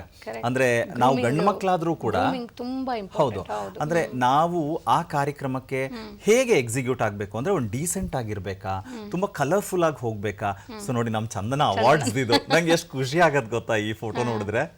ಸೊ ಅಂದ್ರೆ ಪ್ರತಿ ಕಡೆಯೂ ಕೂಡ ಅಷ್ಟೇನೆ, ನಾವು ಹೇಗೆ ನಮ್ಮನ್ನ ಬಿಂಬಿಸ್ಕೊಳ್ಬೇಕು ಅದನ್ನ ನಾನು ಪ್ರತಿ ಕಡೆನೂ ನಾನು ಮಾಡ್ತಾ ಇದ್ದೆ. ನಂಗೆ ಮುಂಚೆ ಹೆಂಗಿತ್ತು ಅಂತಂದ್ರೆ ಹುಚ್ಚು, ನಾ ಹೋಗ್ಬೇಕಾದ್ರೆ ಇದು ನೋಡಿ CNR ರಾವ್ ಅವ್ರನ್ನ ಭೇಟಿಯಾದಂಥ ಸಂದರ್ಭದಲ್ಲಿ ಅವರ ಹೆಸರಿಗೆ ಎಕ್ಸ್ಪ್ಯಾನ್ಷನ್ ಮಾಡಿ ಅವರಿಗೆ ಕೊಟ್ಟು ಬ್ಲೆಸ್ಸಿಂಗ್ಸ್ ತಗೊಂಡಿದ್ದೆ ದಟ್ ಫೋಟೋ. ಸೊ ನನಗೇನಂತ ಹೇಳಿದ್ರೆ, ನೀವೊಂದು ವಾಚ್ ಹಾಕ್ತೀರಾ, ಅದು ಮ್ಯಾಚಿಂಗ್ ಇರಬೇಕು. ನಾನು ಬ್ಲೇಸರ್ ಹಾಕ್ತೀನ, ವ್ಯಾಸ್ಟ್ ಕೋಟ್ ಹಾಕ್ತೀನ, ಅಥವಾ ನಾನು ಸ್ಯಾಂಡಲ್ಸ್ ಇರ್ಬೋದು, ಶೂಸ್ ಇರ್ಬೋದು, ಎಲ್ಲ ಟಾಪ್ ಟು ಫಾರ್ಮಲ್ ಅಟೈರ್ ಅಲ್ಲಿ ನೋಡಿದ್ವಿ, ಇವತ್ತು ರಾಕ್ ಸ್ಟಾರ್ ತರ ಬಂದಿದ್ದೀರಾ. Nice, thank you. ಸೊ ಹಾಗಾಗಿ ನನಗೇನಂದ್ರೆ ನಿರೂಪಕರಿಗೆ ಬೇಕಾಗಿರೋ ಎಲಿಮೆಂಟ್ಸು ಇದೆಲ್ಲದರ ಜೊತೆಗೆ ನಾವು ಎಲ್ಲಿಗೆ ಹೇಗೆ ಹೊಂದ್ಕೊಳ್ಬೇಕು ಅನ್ನೋದರ ಜೊತೆಗೆ ನಮ್ಮ ಪರಿಮಿತಿಯನ್ನ ತಿಳ್ಕೊಳ್ಬೇಕು. ಆಮೇಲೆ ನಾವು ಅತಿಥಿಗಳ ಮುಂದೆ ನಿಂತು ಅವರನ್ನ ಮಾತಾಡ್ಸೋದಕ್ಕಿಂತ ಮಾತು ಬಿಡೋದಕ್ಕಿಂತ ನಾವು ಮಾತು ಹೆಚ್ಚು ಮಾಡೋದಿದೆಯಲ್ಲ, ಅದು ನನ್ನ ಸ್ಕ್ರೀನಲ್ಲಿ ಇರ್ಬೋದು ಅಥವಾ ಹೊರಗಡೆ ಇರ್ಬೋದು, ಎಲ್ಲಾದ್ರೂ ಸರಿ, ನಮಗೆ ನಿರೂಪಕರಿಗೆ ನಮ್ಮದೇ ಆದಂಥ ಟೈಮ್ ಇರುತ್ತೆ, ನಾವು ಅಷ್ಟು ಮಾತ್ರ ಎಕ್ಸಿಕ್ಯೂಟ್ ಮಾಡಬೇಕು. ಆದರೆ ಅದೇ ರೀತಿ ಚಾಲೆಂಜಸ್ಸು ಇರುತ್ತೆ, ನಿಮಗೂ ಗೊತ್ತದು. ಏನಂತ ಹೇಳಿದ್ರೆ ಅಲ್ಲಿ ಯಾರು ಮಾತು ಸರಿಯಾಗಿ ಮಾತಾಡದಿರೋರು ಇಲ್ಲದೇ ಇದ್ದಾಗ ನಾವು ಅದನ್ನು ಫೀಲ್ ಮಾಡಬೇಕಾಗುತ್ತೆ, ಅಂದ್ರೆ ಅದನ್ನೂ ಕೂಡ ಮಾಡಬೇಕು. ಬಟ್ ಇದ್ರಲ್ಲಿ ನಮಗೆ ತುಂಬಾ ಸಲ ಏನಂತ ಹೇಳಿದ್ರೆ ನಮ್ಮನ್ನ ಬೈಯೋರು ತುಂಬಾ ಜನ ಇದ್ದಾರೆ, ಏನ್ರಿ ಈ ಆಂಕರು ಸಿಕ್ಕಾಪಟ್ಟೆ ಮಾತಾಡ್ತಾ ಇದ್ದಾರೆ ಅಂತ. ಬಟ್ ಅವ್ರಿಗೆ ಬ್ಯಾಕ್ ಸ್ಟೇಜ್ ಅಲ್ಲಿರೋ ಸಮಸ್ಯೆ ಗೊತ್ತಿರಲ್ಲ. ಆಮೇಲೆ ಆರ್ಗನೈಸರ್ ನಮ್ಗೆ ಹೇಳಿರ್ತಾರೆ, ಇನ್ಯಾರೋ ಒಬ್ರು ಬರ್ಬೇಕಿದೆ ಸರ್, ಅಲ್ಲಿವರೆಗೂ ಒಂಚೂರು ಮ್ಯಾನೇಜ್ ಮಾಡ್ತಾ ಇರಿ ಅಂತ. ಸೊ ನಾವು ಇಡೀ ಕಂಟೆಂಟ್ ಅನ್ನ ಮ್ಯಾನೇಜ್ ಮಾಡ್ತಾ ಇರ್ತೀವಿ, ಸೊ ಅದು ಅವ್ರಿಗೆ ಅರ್ಥ ಆಗಲ್ಲ. ಆಮೇಲೆ ಇನ್ನೊಂದು ಮೇನ್ ಎಲಿಮೆಂಟ್ ಏನ್ ಗೊತ್ತಾ ನಿರೂಪಕರಿಗೆ ಬೇಕಾಗಿರೋದು, ಕಾರ್ಯಕ್ರಮಕ್ಕೆ ಹೋದಾಗ ವೇದಿಕೆಯ ಮುಂಭಾಗದಲ್ಲಿರುವಂಥ ಆಡಿಯನ್ಸು ನಿಜವಾಗ್ಲೂ ನಮ್ಮ ಜೊತೆ ಕನೆಕ್ಟ್ ಆಗ್ತಾ ಇದಾರೆ ಅಂತ ಚೆಕ್ ಮಾಡಬೇಕು. ಸೊ ಆ ಚೆಕ್ ಮಾಡೋದ್ರಲ್ಲಿ ಅವ್ರ ಐ ಕಾಂಟ್ಯಾಕ್ಟ್ ಇದೆಯಲ್ಲ, ಸೊ ಅದು ತುಂಬಾ ಇಂಪಾರ್ಟೆಂಟ್. ಅವ್ರು ನಮಗೆ ನಾವು ಮಾತಾಡಿದನ್ನ ಖುಷಿಯಿಂದ ಕೇಳ್ತಾ ಇದ್ದಾರಾ, ಬೋರ್ ಹೊಡಿತಾ ಇದೆ ಅಂತ ಅವ್ರು ಅಯ್ಯೋ ಹಂಗೆ ಹಿಂಗೆ ತಲೆ ಆಡಿಸೋದು ಅದೆಲ್ಲ ಇದೆಯಲ್ಲ ಅದು. ಸೊ ಆ ಥರದಲ್ಲಿ ನಾನು ಒಂದು ಚಾಲೆಂಜ್ ಫೇಸ್ ಮಾಡಿದೆ. ಏನು ಗೊತ್ತಾ ಇನ್ಸಿಡೆಂಟು, ನಾವು ಹಿಂದಗಡೆ ನಮಗೆ ತುಂಬ ಪ್ರೆಷರ್ ಇರುತ್ತಲ್ಲ, ಅದು ತೋರಿಸ್ಕೊಳಂಗಿಲ್ವಲ್ಲ, ನಮ್ಗೆ ಏನೇ ನೋವಿದ್ರು with a big smile on stage ಬರಬೇಕಲ್ವಾ. ಹಂಗೆ ಬಂದಾಗ ನನಗೆ ಯಾರೋ ಹಿಂದೆ ಪ್ರೆಷರೈಸ್ ಮಾಡಿದ್ರು. ಬಂದಿದ ತಕ್ಷಣ ಇದು ನಮ್ಮದು ರೆಗ್ಯುಲರ್ ಕೋಟ್ ಇರೋದೇನು, ಮೂರ್ತಿ ಚಿಕ್ಕದಾದರೂ ಕೀರ್ತಿ ದೊಡ್ಡದು ಇದಲ್ವಾ. ಆ ಪ್ರೆಷರಲ್ಲಿ ಯಾವುದೋ ಒಂದು ಸಣ್ಣ ಹುಡುಗ ಪರ್ಫಾರ್ಮ್ ಮಾಡಿದ ಆನ್ ಸ್ಟೇಜಲ್ಲಿ. ಸೊ ನಾನು ಹೋಗ್ಬಿಟ್ಟು ಉಲ್ಟಾ ಹೇಳ್ಬಿಡ್ತೀನಿ, ಕೀರ್ತಿ ಚಿಕ್ಕದಾದ್ರೂ ಮೂರ್ತಿ ದೊಡ್ಡದು ಅಂತ. ಆಯ್ತಾ, ಹೇಳ್ಬಿಟ್ಟು ಬಂದವನು ಓ ಮೈ ಗಾಡ್ ನಾನು ಏನೋ ತಪ್ಪು ಮಾಡಿದೆ ಅಲ್ವಾ ಅಂತ ಗೊತ್ತಾಯ್ತು ನನಗೆ. ಅದಾದ್ಮೇಲೆ ನಾನು ವಾಪಸ್ ಅವ್ನು ಪರ್ಫಾರ್ಮ್ ಮಾಡಿ ಬಂದಾದ್ಮೇಲೆ ಮತ್ತೆ ಹೋದೆ ನಾನು. ಸೊ ನಾನು ಅವಾಗ ಏನ್ ಮಾಡ ಅಂದ್ರೆ, ನಾವು ಯೋಚನೆ ಮಾಡಿ ನಮ್ಮನ್ನ ನಾವು ಬದಲಾಯಿಸ್ಕೊಂಡು ನಮ್ಮನ್ನ ನಾವು ಸರಿ ಅಂತ ತೋರಿಸೋದಿದೆಯಲ್ಲ, ಸುಮ್ಮನೆ ಇದು ಬಿಟ್ಕೊಡ್ತಾ ಇದ್ದೀನಿ, ಆಮೇಲೆ ಎಲ್ಲಾ ಸಲನು ಶ್ರೀನಿವಾಸ್ ಹಿಂಗ್ ಮಾಡ್ತಾರೆ ಅಂತ ಅನ್ಕೋಬಾರ್ದು. ಬ್ಲಂಡರ್ಸ್ ಎಲ್ಲರೂ ಮಾಡ್ತಾರೆ, ನಮ್ದು ಸುಮಾರಿದೆ. ಅದು ಸಾಕಷ್ಟು ಬ್ಲಂಡರ್ಸ್ ಅನ್ನೋದು ಇದೆ. ಆಡಿಯನ್ಸ್ ಹೋಗಿ ಏನ್ ಕೇಳಿದೆ ಗೊತ್ತಾ, ಹೌದು, ನೀವೆಲ್ಲರೂ ಪರ್ಫಾರ್ಮೆನ್ಸು ಕಲಾವಿದರನ್ನ ನೋಡ್ತಾ ಇರ್ತೀರಾ, ನಿರೂಪಕರು ಅಷ್ಟು ಹೊತ್ತಿಂದ ಕಾರ್ಯಕ್ರಮ ನಡೆಸ್ಕೊಡ್ತಾ ಇರ್ತೀವಿ, ನಮ್ಮ ಮಾತು ಕೇಳಿಸ್ಕೊಳ್ತೀರಾ ನೀವು ಅಂತ ಅಂದ್ಬಿಟ್ಟು ಕೇಳಿದೆ ನಾನು. ಹಾ ಹಾ ಹಾ ಅಂತ ಕೈ ಎತ್ತಿದ್ರು. ಓಕೆ, ನಾನು ಈ ಮುಂಚೆ ಬಂದು ಮಾತಾಡಿದೆ, ಅಲ್ಲ ತಪ್ಪು ಅಂತ ಹೇಳಿಲ್ಲ, ನಾನು ಬಂದು ಮಾತಾಡಿದ್ದು ಎಷ್ಟರ ಮಟ್ಟಕ್ಕೆ ಸರಿ ಇತ್ತು ಅಂತ ಕೇಳಿದೆ ನಾನು. ಹಿಂಗೆಲ್ಲ ನೋಡ್ತಾ ಇದ್ರು. ನಾನಂದೆ ನೋಡಿ, ನಾನು ನಿಮ್ಮನ್ನ ಟೆಸ್ಟ್ ಮಾಡಕ್ಕೋಸ್ಕರನೇ ನಾನು ತಪ್ಪು ಹೇಳೋಗಿದ್ದೆ, ಆದ್ರೆ ಯಾರೂ ರಿಯಾಕ್ಟ್ ಮಾಡಿಲ್ಲ ಅಂತ ಹೇಳ್ಬಿಟ್ಟು ಅಲ್ಲಿ ಪ್ಯಾಚ್ ಅಪ್ ಮಾಡಿ ನಾನು ವಾಪಸ್ ಮತ್ತೆ ಬಂದೆ. ಫಸ್ಟ್ ಚಾಣಕ್ಯನೇ ಹೇಳಿದ್ರು, ಸ್ವಯಂ ಪ್ರಜ್ಞೆ, common sense is not so common ಅಂತಾರಲ್ಲ, ಅದು ಆಂಕರ್ಸ್ಗೆ ಕಾಮನ್ ಆಗಿ ಇರಬೇಕು. ಓಕೆ, ಇವಾಗ ಇಷ್ಟೆಲ್ಲ ಆದಮೇಲೆ ಶ್ರೀನಿವಾಸ್ ಅವರು ಕಲಾದೇಗುಲ ಸಂಸ್ಥೆ ಆರಂಭ ಮಾಡಿದ್ದು, ಕಲಾದೇಗುಲ ಶ್ರೀನಿವಾಸ್ ಆಗಿದ್ದು ಹೇಗೆ, ಅದಾದ್ಮೇಲೆ ನೀವು ಬೇರೆ ಬೇರೆದನ್ನ ಎಕ್ಸ್ಪ್ಲೋರ್ ಮಾಡಕ್ ಸ್ಟಾರ್ಟ್ ಮಾಡಿದ್ರಿ. ಸಿನಿಮಾಗೆ ಬರ್ತೀರಾ, ಸಿನಿಮಾ ಬಗ್ಗೆ ಆಮೇಲೆ ಮಾತಾಡೋಣ. ಇಟ್ಸ್ ನಿಮ್ಮ ಸಾಧನೆಗೆ ಒಂದು ದೊಡ್ಡ ಗರಿ ಅಂತಾನೆ ಹೇಳ್ಬೇಕು, ಅದ್ರ ಬಗ್ಗೆ ಆಮೇಲೆ ಮಾತಾಡೋಣ. ಸದ್ಯಕ್ಕೆ ಈ ಕಲಾದೇಗುಲ ಅನ್ನೋ ಹೆಸರು ನಿಮ್ಮ ಹೆಸರಿನ ಜೊತೆ ಅಂಟು ಹಾಕೊಂಡಿದ್ದೆ ಹೇಗೆ?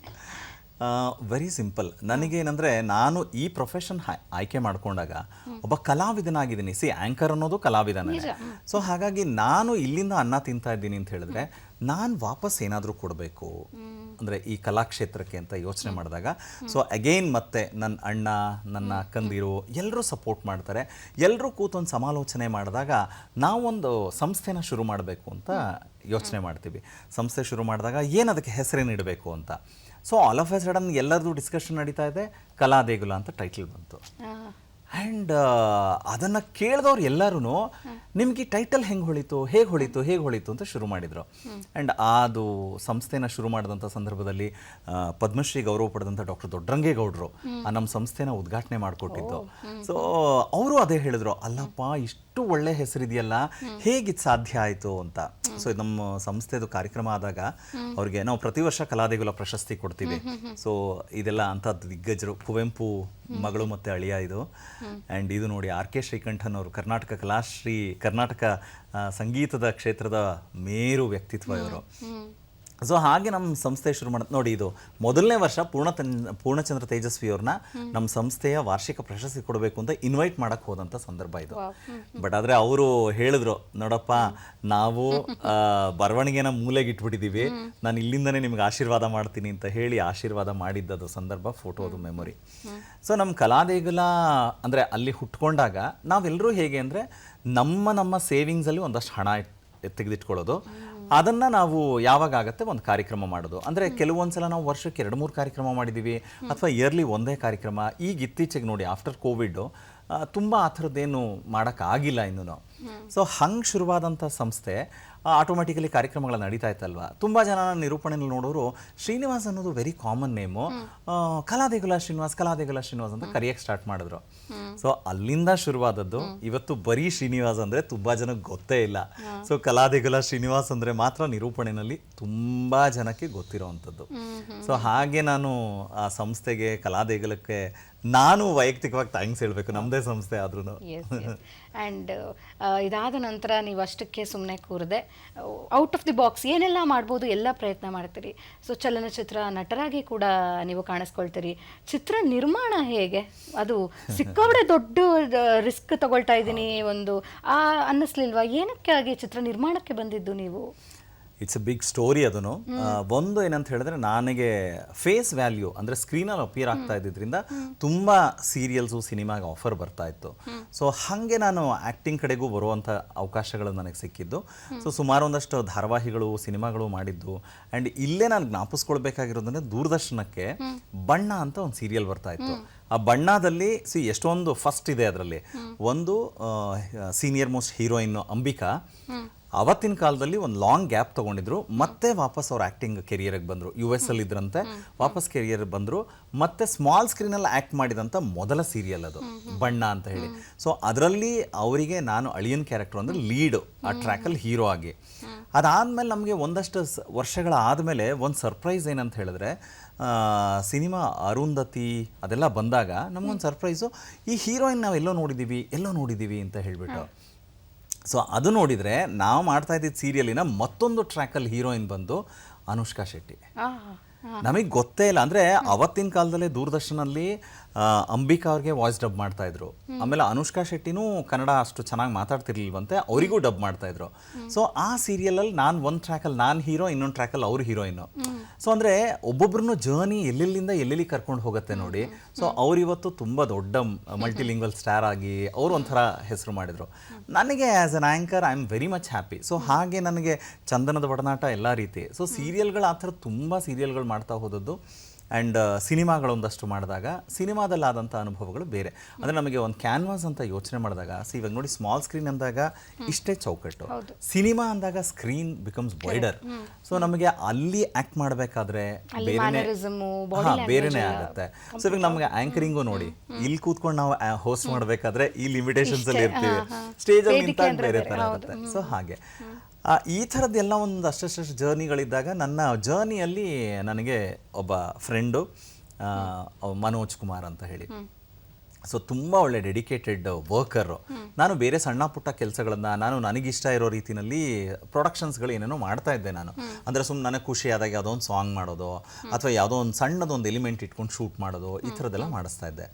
ಹಾಗೆ ನಮಗೆ ನಾನು ಯಾವುದೋ ಒಂದು ಆ್ಯಂಕರ್ ಆಗಿ ಹೋಸ್ಟ್ ಮಾಡೋಕ್ಕೆ ಹೋಗಿದ್ದು ಒಂದು ಎಜುಕೇಷನ್ ಇನ್ಸ್ಟಿಟ್ಯೂಟ್ನವರು ನನಗೆ ಆಲ್ ಆಫ್ ಎ ಸಡನ್ ಕೇಳ್ತಾರೆ, ಸರ್ ನಾವು ಒಂದು ಸಿನಿಮಾ ಮಾಡಬೇಕು ಅಂತ ಇದ್ದೀವಿ, ಯಾರೋ ನಮ್ಮನ್ನು ತುಂಬ ಫೋರ್ಸ್ ಮಾಡ್ತಾ ಇದ್ದಾರೆ, ನನಗೇನಂತ ಹೇಳಿದ್ರೆ ಅವ್ರ ಹತ್ರ ಮಾಡ್ಸೋಕ್ಕೆ ಇಷ್ಟ ಇಲ್ಲ, ಸೊ ನಮಗೆ ನಿಮ್ಮ ಕಡೆಯಿಂದ ಮಾಡಿಸ್ಬೇಕು ಅದಕ್ಕೋಸ್ಕರ ಅಂತಂದರು.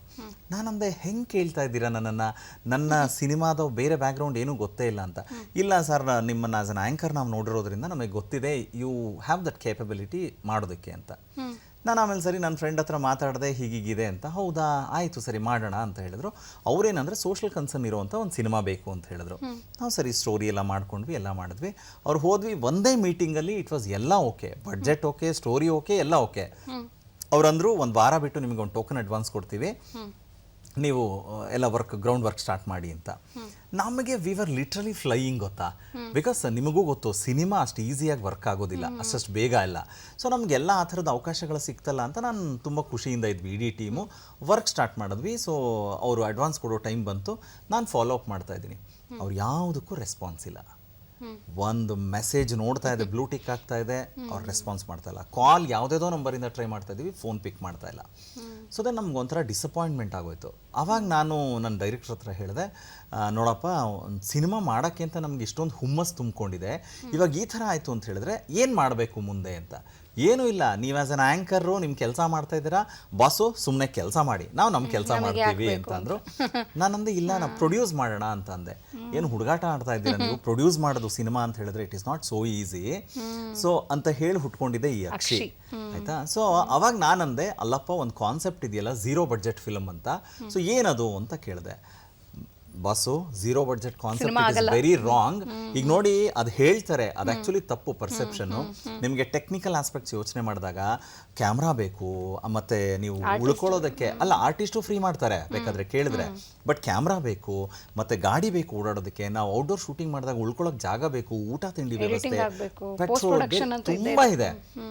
ಹೆಂಗೆ ಮಾಡ್ತೀರಾ, ಆಗೋದಿಲ್ಲ ಅಂತ ನಾನು ಅಂದೆ. ಕೊನೆಗೆ ಇಲ್ಲಪ್ಪ, ಯು ಟ್ರೈ, ಏನಂತ ಬಡ್ಜೆಟ್ ಕೋಟ್ ಮಾಡು, ನಾವು ಮಾಡಲೇಬೇಕು ಅಂತ. ನನಗೆ ಒಂಥರ ಅದು ಹೆಂಗೆ ಮಾಡಲೇಬೇಕು ಅಂತ ಒಂಥರ ಕಿಚ್ಚದು. ಆಮೇಲೆ ಸರಿ, ಕೊನೆಗೆ ನಾನು ಏನು ಮಾಡಿದೆ, ಅವನೊಂದು ಕೊಟೇಶನ್ ಮಾಡ್ದೆ. ನಾನಂದೆ ಇಲ್ಲ, ವಿಲ್ ಸ್ಟಾರ್ಟ್ ಅಪ್ಪ ಅಂತ ಹೇಳಿದೆ. ಸೊ ನಾವು ಆ ಸ್ಟೋರಿ ಏನು ಲೈನ್ ಮಾಡಿದ್ವಿ ಅದರಲ್ಲಿ ಒಂದಷ್ಟು ಮಾಡಿಫಿಕೇಶನ್ ಮಾಡಿದ್ವಿ. ಸೊ ಸಿನಿಮಾ ಬಂದು ನೇತ್ರದಾನ ಮತ್ತು ಅದರ ಮೂಢನಂಬಿಕೆಗಳು. ಸೊ ನಮಗೇನಂದರೆ ಇಡೀ ವಿಶ್ವದಾದ್ಯಂತ ಎಲ್ಲೇ ನೋಡಿದ್ರು ಕೂಡ ಇರೋ ಮೇಜರ್ ಸ್ಕೇರ್ಸಿಟಿ ಅಂತ ಹೇಳಿದ್ರೆ ನೇತ್ರದಾನ. ಇವತ್ತು ತುಂಬ ಜನ ಎಜುಕೇಟೆಡ್ ಗೊತ್ತಿರೋರು ಕೂಡ ನಾವು ನೇತ್ರದಾನ ಮಾಡಿಬಿಟ್ರೆ ಮುಂದಿನ ಜನ್ಮದಲ್ಲಿ ಅದು ಹಂಗಿರುತ್ತೆ ಹಿಂಗಿರುತ್ತೆ ಅಂತ ಏನೇನೋ ಅಪನಂಬಿಕೆಗಳಿದೆ. ನಾವು ಅದನ್ನು ಹೋಗಲಾಡಿಸ್ಬೇಕು ಅಂತಲೇ ಮಾಡಿದ್ದು, ಚಿಕ್ಕಮಗಳೂರಿನಲ್ಲಿ ಶೂಟ್ ಮಾಡಿದ್ದು.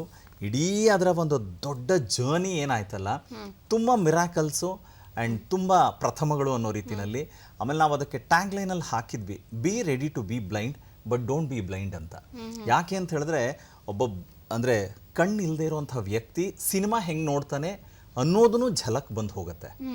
ನಾವು ಇದೇನೋ ಅವಾರ್ಡ್ ಬರಬೇಕು ಅಂತ ಮಾಡಿದ್ದಲ್ಲ, ಬಟ್ ಒಂದು ಒಳ್ಳೆ ಸಂದೇಶ ಕೊಡಬೇಕು ಅಂತ. ಹಾಗೇನೆ ಡಾಕ್ಟರ್ ಎಸ್ ಪಿ ಬಾಲಸುಬ್ರಹ್ಮಣ್ಯಂ ಅವರು ಒಂದು ಸಾಂಗ್ ಹಾಡಿದ್ದಾರೆ ಇದರಲ್ಲಿ. ನಮಗೆ ಇರೋ ಮಾಹಿತಿ ಪ್ರಕಾರ ಇದು ಅವರ ಕೊನೆಯ ಕನ್ನಡದಲ್ಲಿ ಹಾಡಿದಂಥ ಹಾಡಿದು. ಸೊ ನಮ್ಗೆ ಅವರ ಹಾರ್ಟ್ ಫೆಲ್ಟ್ ಬ್ಲೆಸ್ಸಿಂಗ್ಸ್ ಇದೆ. ಸಿನಿಮಾ ರಿಲೀಸ್ ಆಗಿದ್ದು 2019 ಅಲ್ಲಿ ಅಲ್ವಾ? ಇಲ್ಲ, 2019 ಸೆನ್ಸಾರ್ ಆಗಿದ್ದು, ಬಟ್ ಅದಾದ್ಮೇಲೆ ಕೋವಿಡ್ ಆಯ್ತಲ್ಲ, ಸೊ ನಮ್ಗೆ ಅದು ಒಂದು ದೊಡ್ಡ ಹೊಡೆತ. ಅಂದ್ರೆ ಇಡೀ ವಿಶ್ವಕ್ಕೆ ಅದಿತ್ತು, ಬಟ್ ಆದ್ರೂ ಕೂಡ ನಮಗೇನಂತ ಹೇಳಿದ್ರೆ it was a big challenge. So ಅವಾಗ ನಾವು ಯೋಚನೆ ಮಾಡಿದ್ವಿ ರಿಲೀಸ್ ಮಾಡೋದಕ್ಕೆ ಏನೇನು ಮಾಡ್ಕೋಬೋದಾ ಮುಂದೆ, ಅಂದರೆ ಕೋವಿಡ್ ಎಲ್ಲ ಇದಾದ್ಮೇಲೆ ಸರಿ ಹೋದ್ಮೇಲೆ ಅಂತ. ಬಟ್ ಅದು ಅಷ್ಟೊತ್ತಿಗೆ ಸಮಯ ತಗೊಳ್ತಾನೆ ಇತ್ತಾ, ಸೆಕೆಂಡ್ ವೇವ್ ಅಂತ ಬಂತು, ಆವಾಗ ನಾವು ಪ್ಲ್ಯಾನ್ ಸ್ಟಾರ್ಟ್ ಮಾಡಿದ್ವಿ. ಸೊ ಮೀನ್ ವೈಲ್ ನಮ್ಗೇನಂತ ಹೇಳಿದ್ರೆ ಫೋನ್ ಬರುತ್ತೆ, ಫೋನ್ ಬಂದಾಗ ಅಕ್ಷಯ್ ಸಿನಿಮಾ ನಿಮ್ಮದೇ ಅಲ್ವಾ ಅಂತ ಅಂದರು. ಹೌದು ಅಂತ ಅಂದ್ವಿ. ಯಾಕೆ ಅಂತ ಕೇಳಿದ್ವಿ. ಇಲ್ಲ ಟಿ ವಿ ನೋಡಿ ಯು ಎಂಜಾಯ್ ಅಂತ ಅಂದರು. ನಾನಿದೆ ಆ ಥರ 3 ಕಾಲ್ ಬಂದಿದೆ ಕಂಟಿನ್ಯೂಸು. ಸೆನ್ಸಾರ್ ಆಫೀಸಿಂದ ಒಬ್ಬರು ಮಾಡಿದ್ರು, ಮತ್ತು ಇನ್ನೊಬ್ಬರು ಕ್ಯೂರೇಟರ್ ಒಬ್ಬರು ಮಾಡಿದ್ರು, ಆ ಥರದ್ದು ಇನ್ನೊಬ್ಬರು ಮಾಡಿದರು, 3 ಜನ. ನಾವು ಏನಿದು ಅಂತ ಮತ್ತೆ ತಕ್ಷಣ ಮನೆಗೆ ಫೋನ್ ಮಾಡಿಬಿಟ್ಟು ಏನು ಅಂತ ಕೇಳ್ತಾ ಇದ್ದೀನಿ. ಅವ್ರು ಏನೂ ಬರ್ತಾ ಇಲ್ಲ ನ್ಯೂಸಲ್ಲಿ ಅಂತ ಅಂದರು. ನಾನು ಇದೇನಿದು ಮತ್ತೆ ಯಾಕೆ ನನ್ನ ತಲೆಗೆ ಹುಳ ಬಿಟ್ಟರು ಅಂತ ನಾನು ಆಮೇಲೆ ಹೇಳಿದೆ, ಇಲ್ಲ ಸ್ಕ್ರಾಲಿಂಗಲ್ಲಿ ನೋಡಿ ಅಂತ. ಸೊ ಸ್ಕ್ರಾಲಿಂಗಲ್ಲಿ ನೋಡಿದ್ರೆ 2019 ಸಾಲಿನ ಅತ್ಯುತ್ತಮ ಕನ್ನಡ ಚಿತ್ರ ಅಂತ ಹೇಳಿ ರಾಷ್ಟ್ರ ಪ್ರಶಸ್ತಿ ಬಂದಿದೆ ಅಂತ ಹೇಳಿ ಅನೌನ್ಸ್ಮೆಂಟು. ನಮಗೆ ನಂಬಕ್ಕಾಗ್ತಾಯಿಲ್ಲ, ಅಂದರೆ ನಮ್ಮನ್ನು ನಾವು ಪಿಂಚ್ ಮಾಡ್ಕೊಳ್ತಾ ಇದ್ದೀವಿ, ಇದು ನಿಜಾನ ಸುಳ್ಳ ಅಂತ ಗೊತ್ತಾಗ್ತಾ ಇಲ್ಲ ಅಂತ. ಆ್ಯಂಡ್ ಆ ಮೊಮೆಂಟ್ ಇದೆಯಲ್ಲ, ವಿ ಸ್ಕ್ರೀಮ್ ಲೈಕ್ ಎನಿಥಿಂಗ್, ನಾನು ಡೈರೆಕ್ಟ್ರು ನಾನು. ಆ್ಯಂಡ್ ಆ ಅವಾರ್ಡ್ ತಗೊಳ್ಳೋ ಮೊಮೆಂಟ್ ಇದೆಯಲ್ಲ, ಲೈಫಲ್ಲಿ ಮರೆಯೋಕ್ಕಾಗೋದೇ ಇಲ್ಲ ನನಗೆ. ಸ್ಟಿಲ್ ಐ ರಿಮೆಂಬರ್ 2022ನಲ್ಲಿ ನಾವು ನವದೆಹಲಿಯ ವಿಜ್ಞಾನ ಭವನಲ್ಲಿ ತೊಗೊಂಡಿದ್ದು.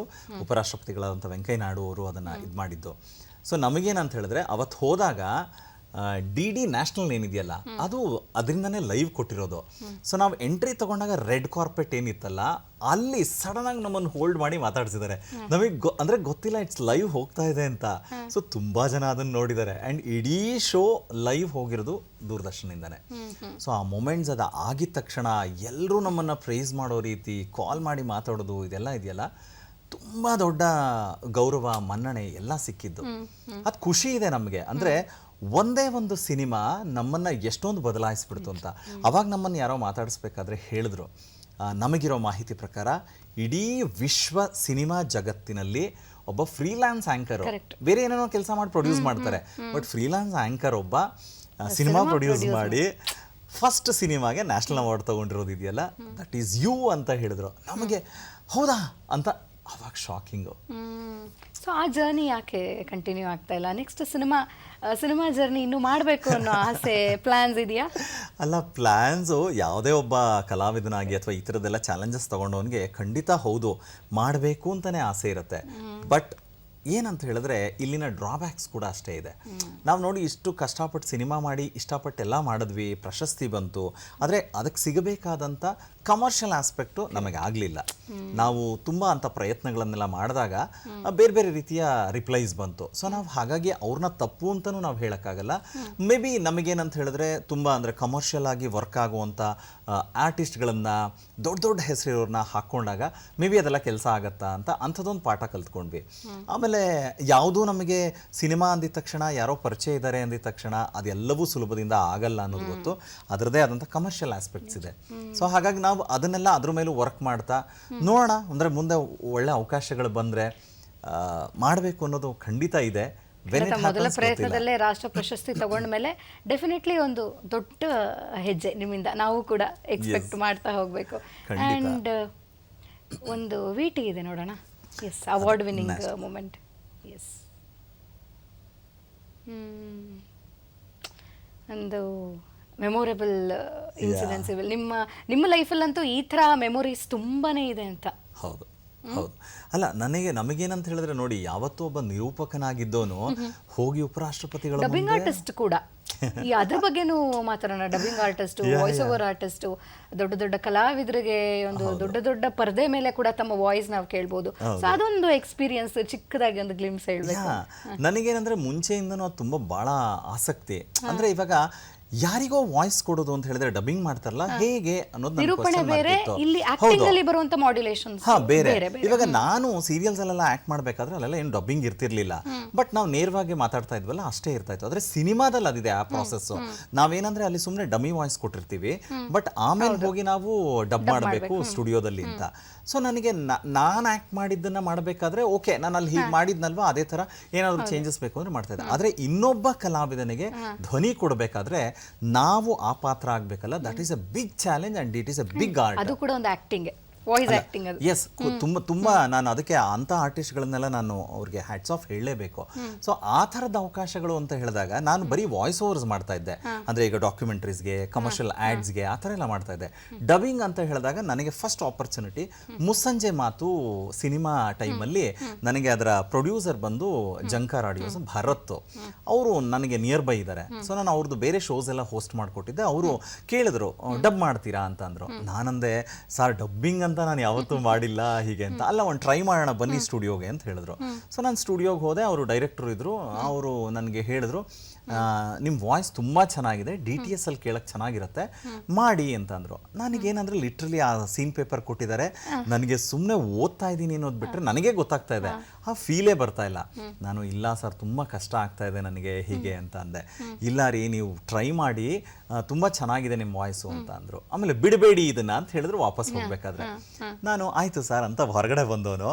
ಹೌದು ಬಿಡಬೇಡಿ ಅಂತ ಹೇಳಿದ್ರು, ನಾನು ಹ್ಞೂ ಅಂತ ಬಂದೆ. ಏನು ಮಾಡ್ಬೇಕು ಇವಾಗ, ಹೆಂಗೆ ಕಲಿಯೋದು ಇದನ್ನ? ಬಿಕಾಸ್ ನನಗೆ ಯಾವ ಇನ್ಸ್ಟಿಟ್ಯೂಷನ್ ಎಲ್ಲ ಆ ಥರ ಹೇಳ್ಕೊಡ್ತಾರೆ ಅವೆಲ್ಲ ಏನೂ ಐಡಿಯಾ ಇರಲಿಲ್ಲ. ಆಮೇಲೆ ನಾನು ಯೋಚನೆ ಮಾಡಿದೆ, ಯಾಕೆ ಯಾವುದೋ ಒಂದು ಸೀರಿಯಲ್ಲೋ ಸಿನಿಮಾ ಬರಬೇಕಾದ್ರೆ ಅವ್ರು ಹೇಳೋ ಡೈಲಾಗ್ನ ನಾನು ರಿಪೀಟ್ ಮಾಡಬಾರ್ದು, ಕನ್ನಡಿ ಮುಂದೆ ನಿಂತ್ಕೊಂಡು ಹೇಳೋದು ಈ ಥರದ್ದೆಲ್ಲ ಅಂತ ಹೇಳಿ ಸಣ್ಣ ಪುಟ್ಟದಾಗ ಮಾಡ್ತಾ ಇದ್ದು.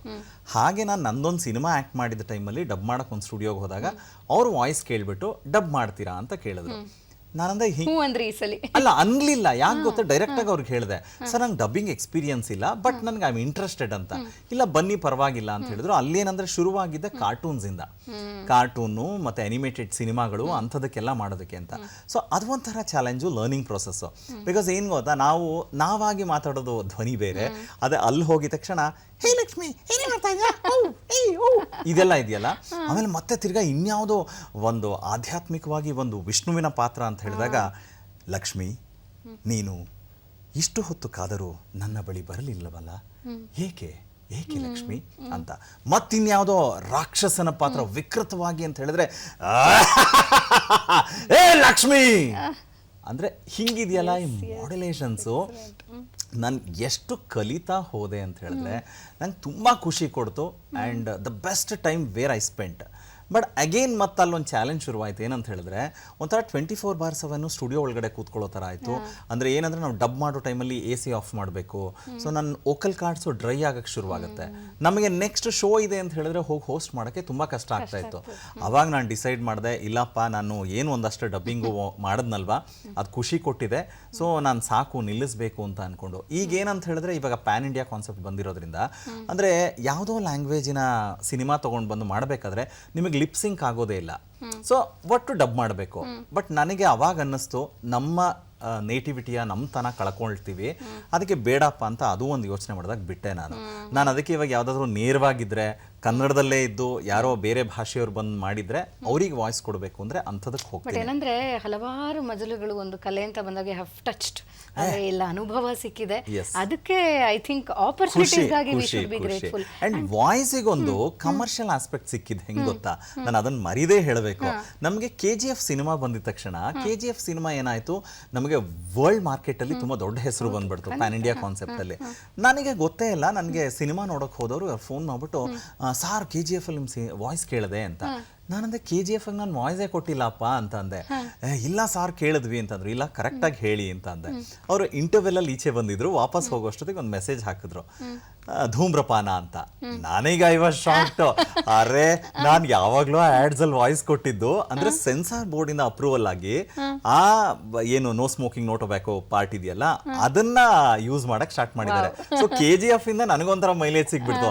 ನಾನು ಎಲ್ಲೇ ವೇದಿಕೆಗಳಿಗೆ ಹೋದ್ರು ಸರ್ ಆ ವಾಯ್ಸ್ ಅಲ್ಲಿ ಹೇಳಿ ಸರ್, ಆ ವಾಯ್ಸ್ ಅಲ್ಲಿ ಹೇಳಿ ಸರ್ ಅಂತ ಕೇಳಕ್ ಶುರು ಮಾಡಿದ್ರು.